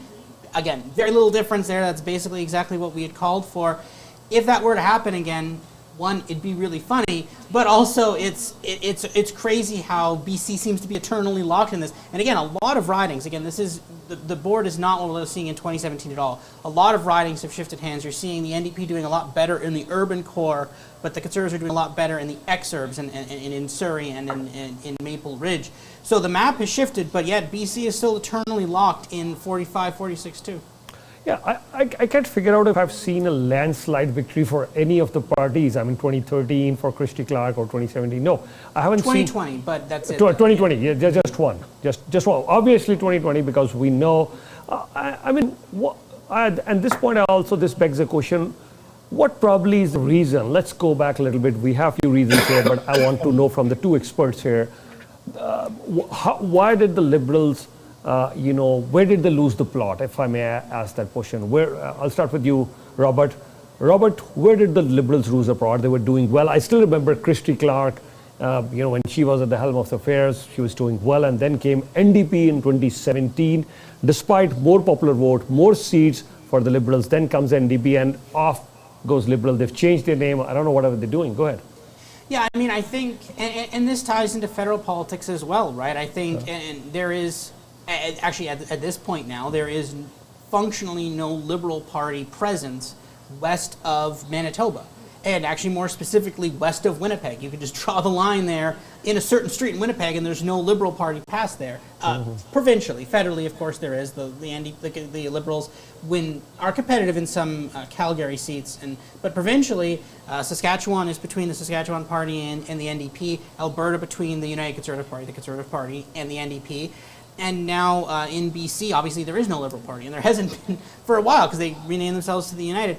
I think there is some thought, at least among the old BC Liberal Party, that the name was too toxic, that the name Liberal was too toxic. So they wanted to rename themselves. I think that also stems a lot from Trudeau federally. They're saying this is too toxic. We can't survive being like this. So we're going to rebrand ourselves. But I think what happens is when you combine that with not the most popular leader, and people are like, oh, well, there's this Conservative Party. I think it's the same kind of divide we see federally, right? I think in Ontario we have three very strong parties. We have a Liberal Party, a Conservative Party, and NDP Party. Obviously differing levels of support, but strong voting bases, real presence province-wide. In BC, I think there is that fault line. There is you're voting for the NDP or you're not. You're either left-wing or you're right-wing, right? Obviously there's some Greens falling in the middle there. But I think that divide is a very set-in divide. And the second there's an opposition to the NDP, a lot of people say, all right, I'm voting for that party. The second there's an opposition to the right wing in BC, a lot of people flock to the opposite side. So I think it's very interesting in terms of that, and I think some of those fault lines are very, very hard to break. Yeah. Where did the Liberals lose the plot? What happened to the Liberals? Thanks, Robert. That was a very good, background into that. Quito, your take. Yeah, it's, I think branding exercises, political brands. So, nature abhors a vacuum, so does politics. So in the absence of a strong brand like Liberal, another strong brand took over, and in that being Conservative. The rise of the Conservative Party really suppressed any chance that the BC United Party had of establishing their brand, saying what they stood for, and having the time and the runway and the capacity to really establish themselves. It was the worst political decision in Canadian history, I believe. To do that rebrand. And I'll point this one thing out about what was left of the BC United vote when in the polls that we did just before and just after BC United dropped off, the NDP gained when the BC United dropped off. That means more vote from BC United was progressive on the left, federal Liberal voters who went to support David Eby, largely on ideological grounds because they supported, many of the same things, carbon tax and climate change and other things. And perhaps some of them regret that decision now. But the Conservatives, they already had their base. They didn't really gain a lot when BC United dropped off. Yes, a couple candidates. There was some overlap, but I'd love to see an analysis tomorrow or the next day about where BC Liberal and BC Conservative vote didn't, where it lined up and where it didn't line up. So I think that's that there will one day be another BC Liberal brand in British Columbia. Of that, there's absolutely no doubt. Whether or not that's the next election or the one after that. But I think what we've seen here tonight is a very polarized election, very much like a U.S. election, like other Western Canadian elections where we're seeing two-horse races in Alberta, Saskatchewan, Manitoba, etc. We're not seeing three parties like we're used to seeing here in Ontario and Eastern Canada, and I think it's ironic that Kevin Falcon, chose to walk away from the Liberal brand, and tonight the Conservatives have a chance to win, and we look to the East Coast where we're expecting on Monday night to have a Liberal government defeat a incumbent Blaine Higgs and win. the brands are resilient, and the confusion with Justin Trudeau and all of that comes from you can navigate that successfully. Susan Holt in New Brunswick has proven that. I think others will, and like I said, worst rebranding since New Coke. Yeah, Robert. I've got some interesting numbers here. Nothing too breaking news here. Well, some interesting things. Bulkley Valley Stickney. This is Nathan Collins' seat. Many people remember he used to run for the federal leadership of the NDP. Many of the networks are projecting he has lost this seat. He's down by 1,000. There's still some polls reporting, but that kind of looks very rough for him. I don't think he's going to be able to hold on.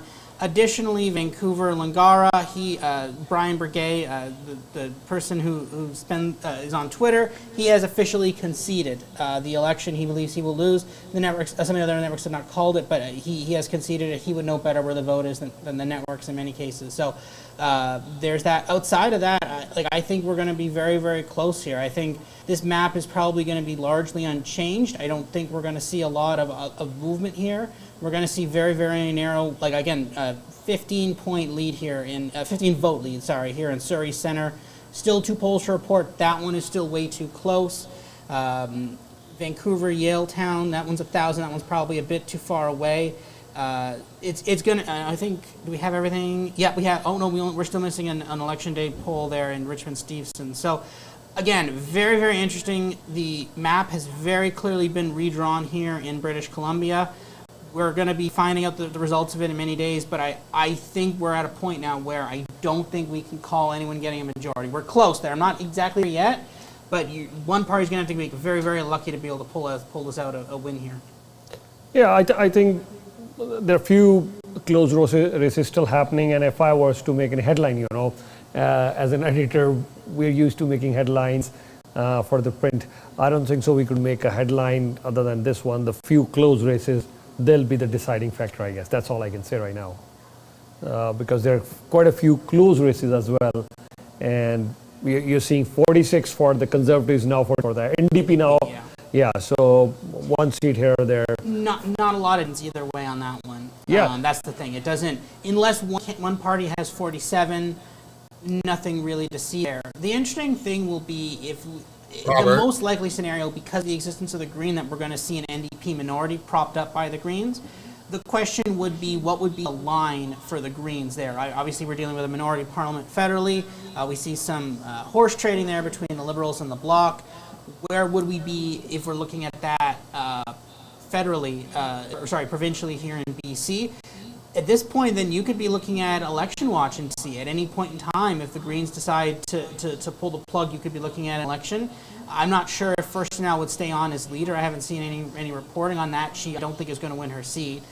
Will she step down? Will she remain as leader? She can still be leader, but not in the legislature. There are 2 Green MPs, but this is the thing. I'm not sure exactly if the NDP would want an election right now. Some negative economic headwinds coming up. I'm not sure how this would end up, but I think at this point, I don't think I see anybody getting a majority at this point. I think it's going to be very tough for someone to get a majority. Yeah, I agree. I doubt anybody would get yeah, Quito, you had to say something? No, like I said, now it's flipped back 46-45. There's still 3 or 4 really close races. Surrey City Centre has flipped back to the NDP. Kelowna Centre is still a very narrow Conservative lead, but it's been moving in their direction all along. There are 2 polls left in Juan de Fuca, Malahat. That's the one. Those are the 2 to watch now. Surrey City Centre and Juan de Fuca, Malahat. I don't know. There's 2 polls left to report, Robert, but do we know what they are? Are they advance vote? So actually, okay, so I'm seeing here 3 polls left. One second. Actually, let me update the map super quick here. 1 second. We might have an extra poll there, but it is a very close race there, and that one is an interesting race between the Conservatives and the NDP. The winner of that could determine the election. One second. Yeah, these are the few. I mean, all you need to get is anyone who touches the finish line, 47. I think, of course, say for instance, Conservatives by the end of the day, they touched the finish line, 47. Yeah. And I think obviously NDP, as you just mentioned, NDP won't want to have an election. Go ahead. Yeah, actually, just to clarify, one election day, one advanced poll yet to report there in Wanda Fuka Malhat. This one is Outer Island. This is Outer Victoria, kind of more encompassing a rural area. Good chance that could be a good poll for the Conservatives, right? That's only about 100 votes, 110 votes. Very potential the Conservatives could flip that one. There is a path for the Conservatives, but kind of when I was saying earlier, when you see a lot of these races that are functionally coin flips, this is a coin flip, there's a couple others, Surrey City Centre as well, just coming over here. We talked about this one earlier. This one is 11 votes. This is an 11-vote NDP lead here in Surrey City Centre. When you're at a point where this is this close, it's unlikely that all of them flip the same way. When you're looking, like, if you flip 4 coins, they're not all going to land on heads, right? It's expected value, 2 heads, 2 tails, right? So I'd expect, although the individual seats might move, I'd expect the top line to stay the same. I don't expect the one party to win all of those. Okay, so do you think still anybody will go past the finish line, 47 for NDP or 47 for the Conservatives? I think this is going to be a minority parliament. I'm not sure for who, and I'm not sure what you would even call it. If it's a Conservative minority, then it's actually an NDP coalition. It doesn't. I don't think anybody's getting a majority. Okay, so you don't think so? I guess I would. Yeah, go ahead, Guido. Sorry, your beard. Let me play devil's advocate here and say I'm not sure. So a couple of unique factors here to consider. Number one, the Green Party leader, Sonia Furstenau, did not win her riding. And number two, that the Greens were very much against David Eby going against the flip-flop on several of these policies, including carbon tax and harm reduction policies. So I'm not 100% certain that the Greens would make a deal with the NDP to keep them in government, and that they would at least be open to a conversation with John Rustad and the BC Conservatives. They have those same policies. Perhaps you would think it wouldn't make ideological sense for the Green Party and the Conservatives. But if when people need seats, people make concessions, and so maybe there's something that. But I would also say, yes, I think both the Conservatives and the NDP can still make it to that 47 threshold. The Conservatives are 118 votes away from that. And now Juan de Fuca Malahant is down to 46 votes. So something there reported. Robert, was that the advanced poll or the day of vote? Let me just because now they're 76 votes away from a majority. Let me just check that quickly. 1 second. Yeah, it is very close there. Nope, not an official election day or advance poll, so that might have been some absentee vote. Again, there is generally you'd expect numbers to go up with those, but there are some small absentee ballots, and apparently that one favored the Conservatives. But again, 46 votes there. That's all that's left in that riding.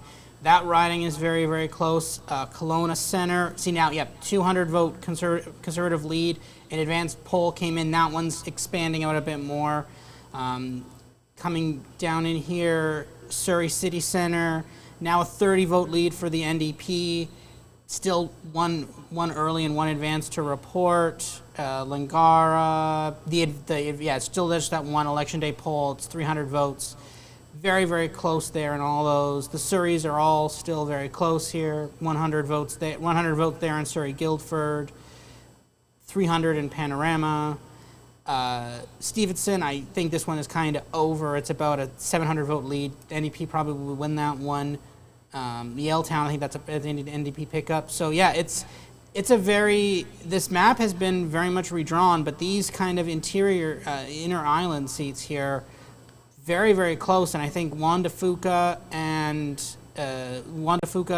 Guildford, Surrey City Centre, definitely, they're going to determine if anybody does get a majority. Although we're at 46-45 now. Even then, you do make a good point about the Greens, right? The NDP had been saying that they'd want to get rid of the provincial carbon tax if the feds, because a lot of the provinces right now have to have a carbon tax in place, basically due to the feds, due to the federal government. The federal government says if you don't have a carbon tax in place, we will impose one on you. So if EB had basically said if that requirement was gone, we would remove the carbon tax. Now we're at a point when, again, we're looking at the possibility of a federal election. Obviously, there will be a federal election relatively soon. The candidate, who has a massive lead, has said he will get rid of the carbon tax, which would then make this immediately a very important issue in British Columbia. And at that point, it'd be like if the NDP were to say, okay, we're getting rid of the carbon tax, I don't know if the Greens would support them, but then would they support the Conservatives? Would they just go for a vote of non-confidence? I don't know. It's going to be very interesting what the Greens might do. And at this point, I'd like to thank all the listeners, all the viewers who have joined us. I know there's some listening on our radio right now. There are others who are watching us on YouTube Live, but majority of our viewers are sending us messages. So all those who have tuned into Channel Y, I would like to thank all of you. Thank you so much for your kind wishes, for your kind support. After the show, maybe tomorrow or maybe on Monday, I'll try to reply to all messages that you have sent. So thank you so much. I take this opportunity on behalf of Ymedia, on behalf of Main Street Research, on behalf of Quito, Robert, and all the members, Maheen and Shubi. They all worked very, very hard here. And Simran, Monarch, all studio team, they've all worked very hard. And I must compliment we are going to work even harder, but I must compliment Robert, Quito, Shubi. You guys really worked very, very hard. Thank you so much, Inji, as well, and thank you everyone, Anjaniji, whoever is working late night, early morning actually now. It's going to be early morning. It is Sunday now, yes. It is right. You didn't even have dinner, I guess, did you? No, I had supper. Good. Oh, you had it earlier? Okay. It was early, like 6 o'clock, so I'm good. Oh, you had dinner at 6, so that's what we were wondering. We started the show at around 7:30. We had a different show from 7:30 to around 9 or 9:30. So 2 hours we had, the Canada-India relationships, as we know, there's some turbulent times there, so we discussed that. And after that, we are on to our BC elections coverage right now. We'll get back to our Canada-India relationship later on today. And of course, we are going to cover the US elections, and you are in for a treat as far as elections are concerned. One way or the other, I know people are going to be intrigued who wins, whether you will like Trump or you will not like, whether you like Republicans or you do not like them, but definitely everyone will be intrigued and they will be watching. Once again, we'd like to tell you 5th of November. Please mark your calendars. 5th of November, it's Ymedia Main Street election night, where we will be covering US elections. Yeah, I want to get back to Robert, and then we'll go back to Quito once again. What do you think of US election? What do you think, just for a minute or so? We'll come back to this one. What do you make of US elections? It's quite polarizing once again, and there's a lot of anger in the voters. It seems to be a divided nation on so many issues. What do you say? Yeah, obviously the U.S. is very, very polarized. Every election is, at least at the popular vote level, is always very close. Usually Democrats are favoring the popular vote, but the Republicans are able to make that up in the Electoral College. We are seeing, although when you look at a poll and you see, oh, it's close, well, it's always close, right? Same old, but there are significant differences under the surface. Trump this time around, he's doing a lot worse with white college voters, voters with a university degree. That is not a surprise. He did worse with them from 2016 to 2020, and continuing to do worse. That trend is continuing. But the really interesting thing, though, that we're noticing, and in our polling and in other polling bears this out as well, is that Trump is actually making ground with minority groups, specifically African American and Hispanic voters. That is a group that Republicans historically do not do particularly well with. And as we're going to be watching on election night, one of the first readings we're going to get of that is Miami-Dade County, right in Florida. Florida is one of the earlier ones to report. They're in the second wave of poll closing after Indiana and Kentucky. Miami-Dade is a county that Trump actually lost by 30 points in 2016, lost it by 10 in 2020, and we expect it to be basically tied at this point. He's making a lot of rounds with minority voters, and a lot of people are kind of confused by that and wondering why that is. And I think a lot of that has to deal with inflation, right? We talk a lot about it in Canada in terms of high housing prices, high cost of living. And I think that when you think about the voters who would be most impacted by cost of living inflation, that tends to be people with lower incomes, people with who are renters, and in the U.S. that predominantly is usually, when you look at all the data sets, it is minority voters that generally have lower incomes and lower home ownership rates. And I think they really feel kind of a bit hurt and betrayed from the Biden presidency. Biden's margin with African American and Hispanic voters is the reason he's in the White House, right? That those margins with African Americans led to victories in Detroit, which led to victories in Michigan, in Philadelphia, which led to victories in Pennsylvania, Hispanics in Maricopa County in Arizona. Those are the voters that put him in there, and I think in many ways they feel a little bit betrayed, and you're seeing that in the polling. But those voters have been replaced by suburban white college voters, those kind of Liz Cheney voters, and it's going to be really kind of interesting to see if the polling is right on that. Maybe people go back to their more usual partisan corners, or if we are seeing, again, like similar to tonight, a rewriting of the electoral map there in the U.S. Quito, what do you have to say about the U.S. elections? A couple of minutes on that, and then we'll come back to our BC elections. Yeah, before I do that, I should mention here that across two ridings, 77 votes separate the BC Conservatives from a majority, and just 120 votes for the NDP from a majority in Kelowna Centre. So this is as close as it gets. This is closer than the Alberta election, than the last Alberta election, which was 1,200 votes across 7 or 8 ridings. I'm not sure I have much more to add that Robert hasn't already touched on. I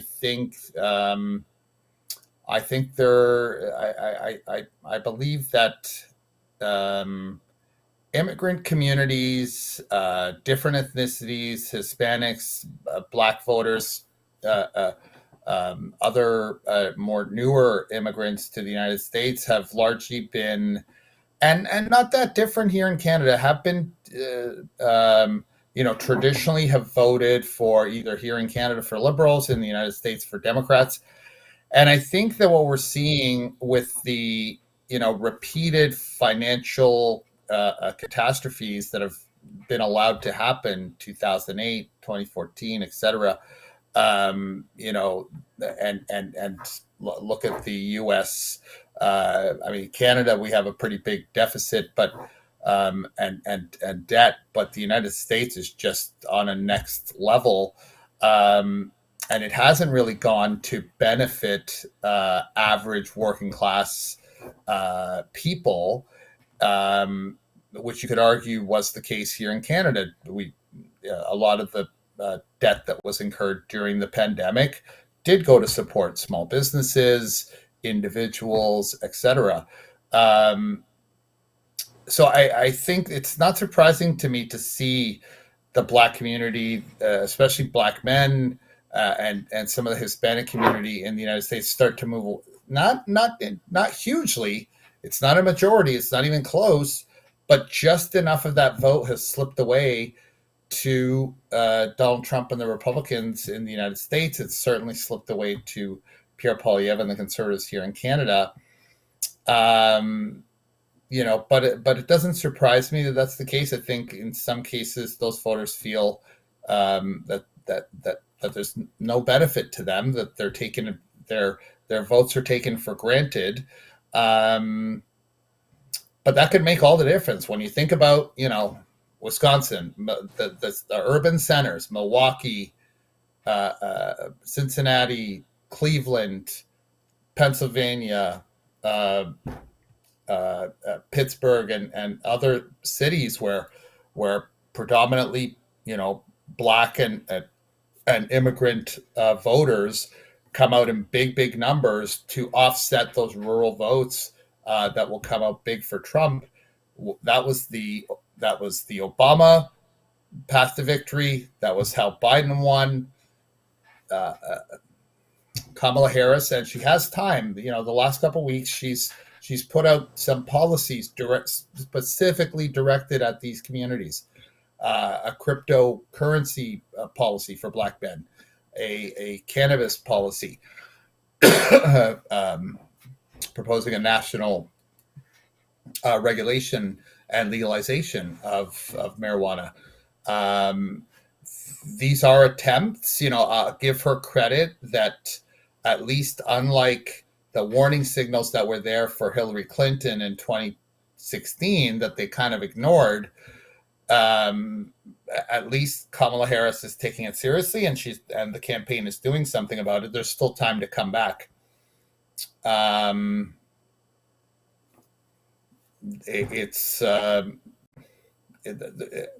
week is an eternity in politics, and so I think with still a couple of weeks left to this election, lots can change. We've seen it change the last couple of weeks, and now Donald Trump has the momentum.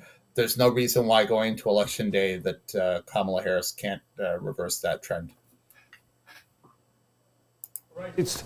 There isn't much changing, and I want to get some make of this sense from your side. What do you think? I mean, there are not much votes left right now.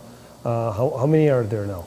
No, I mean, we're at a point now where the vote count is barely moving on any of our updates in the ticker. It's been 46, 45, 2. Yeah. I think. Kudo wants to say something. Yeah. Go ahead, Kudo. Good. Yeah. No, so Robert, maybe we can go through these one by one, right? So in Juan Fuca Malahat, it's a 45 vote lead for the NDP. It says there's 2 polls left to report. Are those E-Day or are they advance vote? Yeah, one second. Let me just update the map super quick, and then we can. Yeah. Yep. Okay.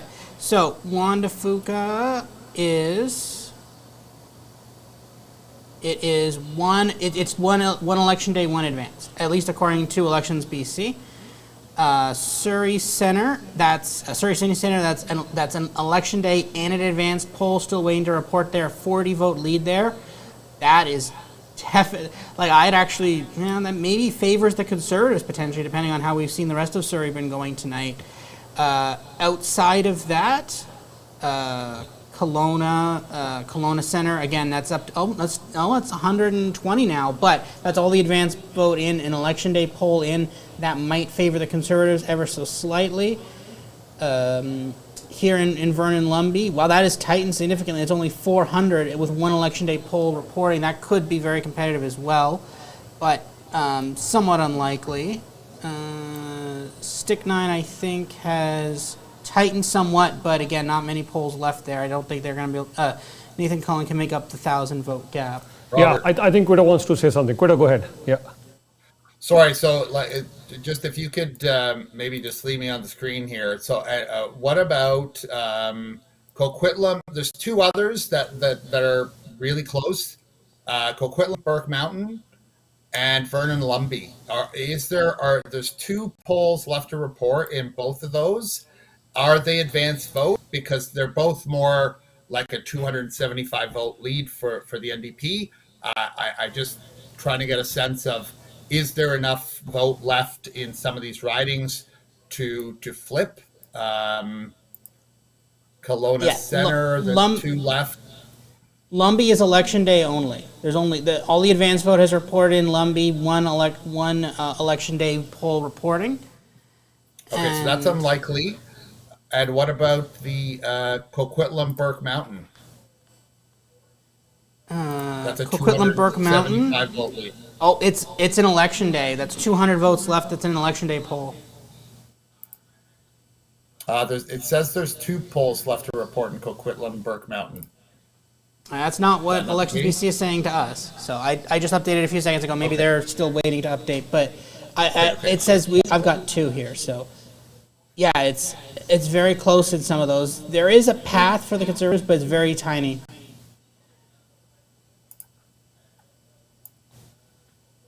Okay, and I guess Surrey Guildford, is there enough vote there for the NDP to flip it and get the majority?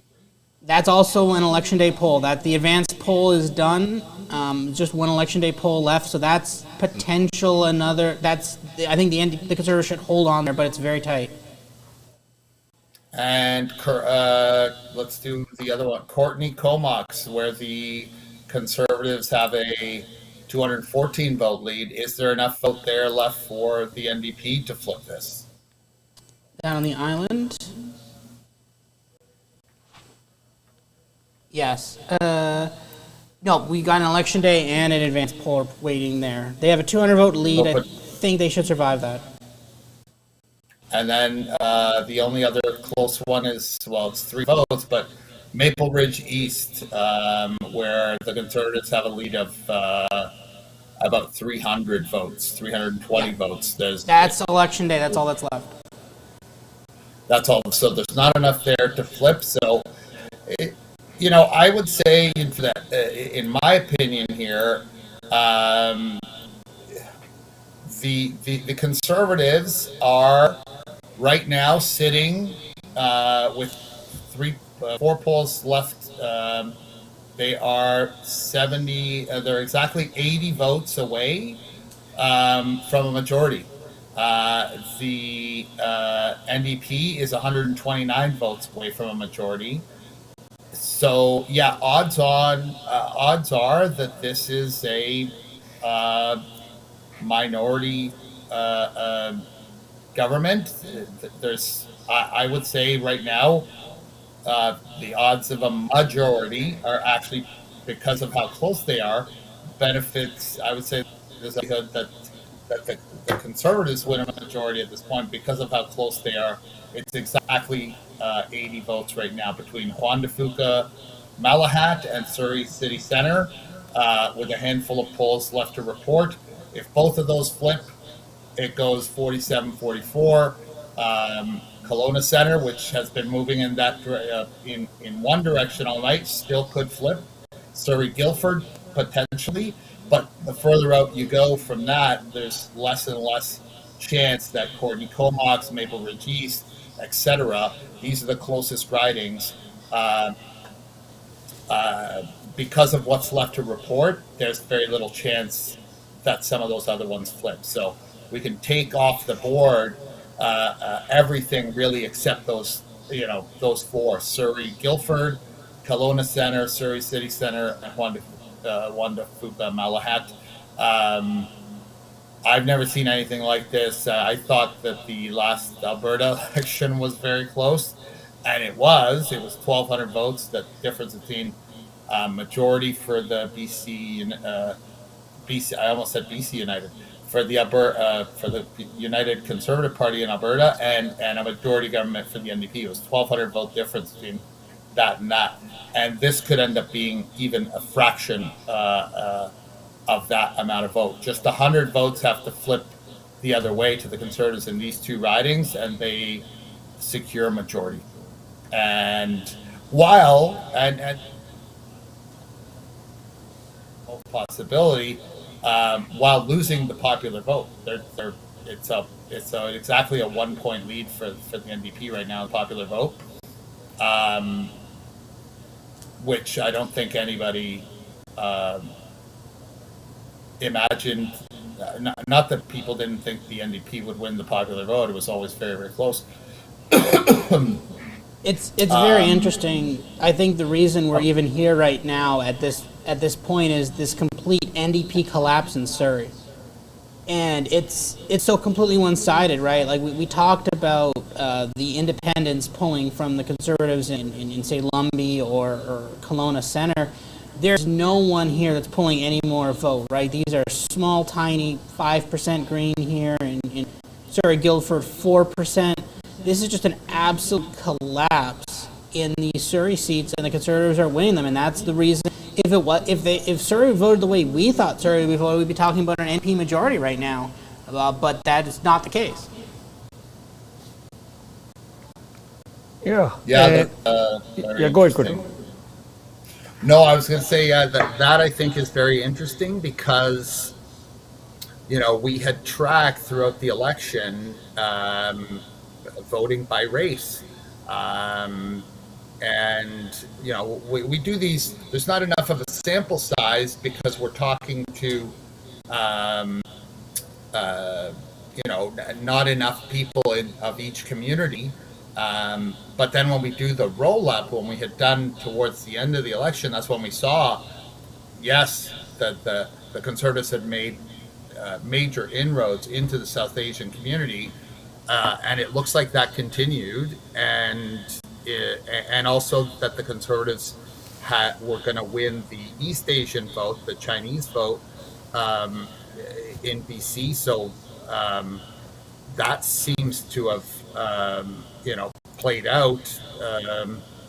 I'm not sure what was the final result there in Richmond Center. The Conservatives did win that. We did expect that.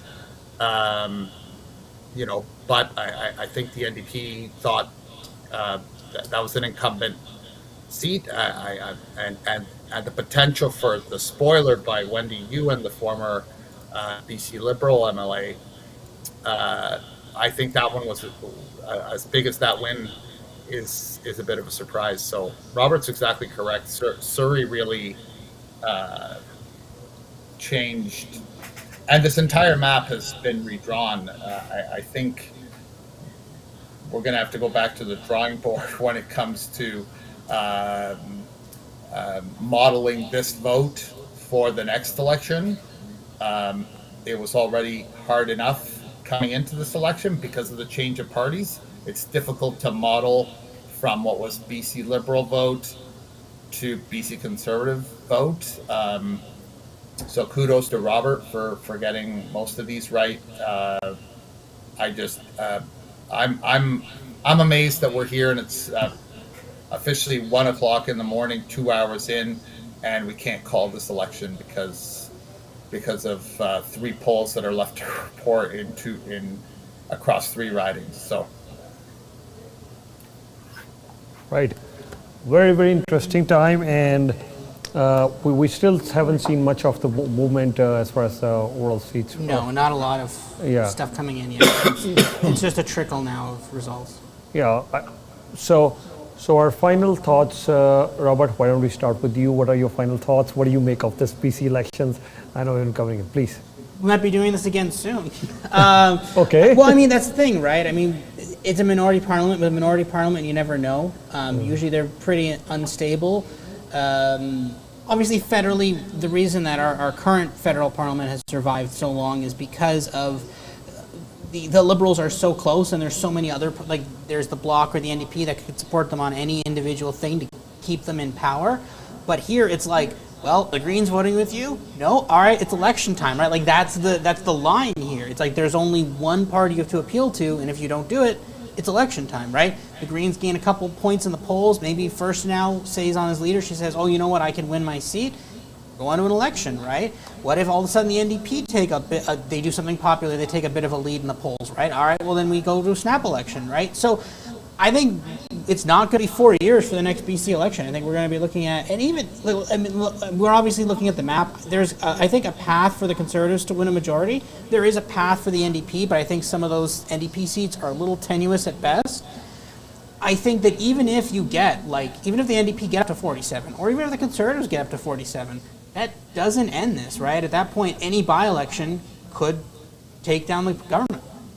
So Yeah. I think we might be doing this within 2 to 3 years. Yeah, or even earlier. Even earlier. So we could be doing this 2 to 3 years. That's what Robert is saying, but I guess even earlier, in case anybody doesn't get the magic number of 47. That's what our best guess is. Best 2 out of 3.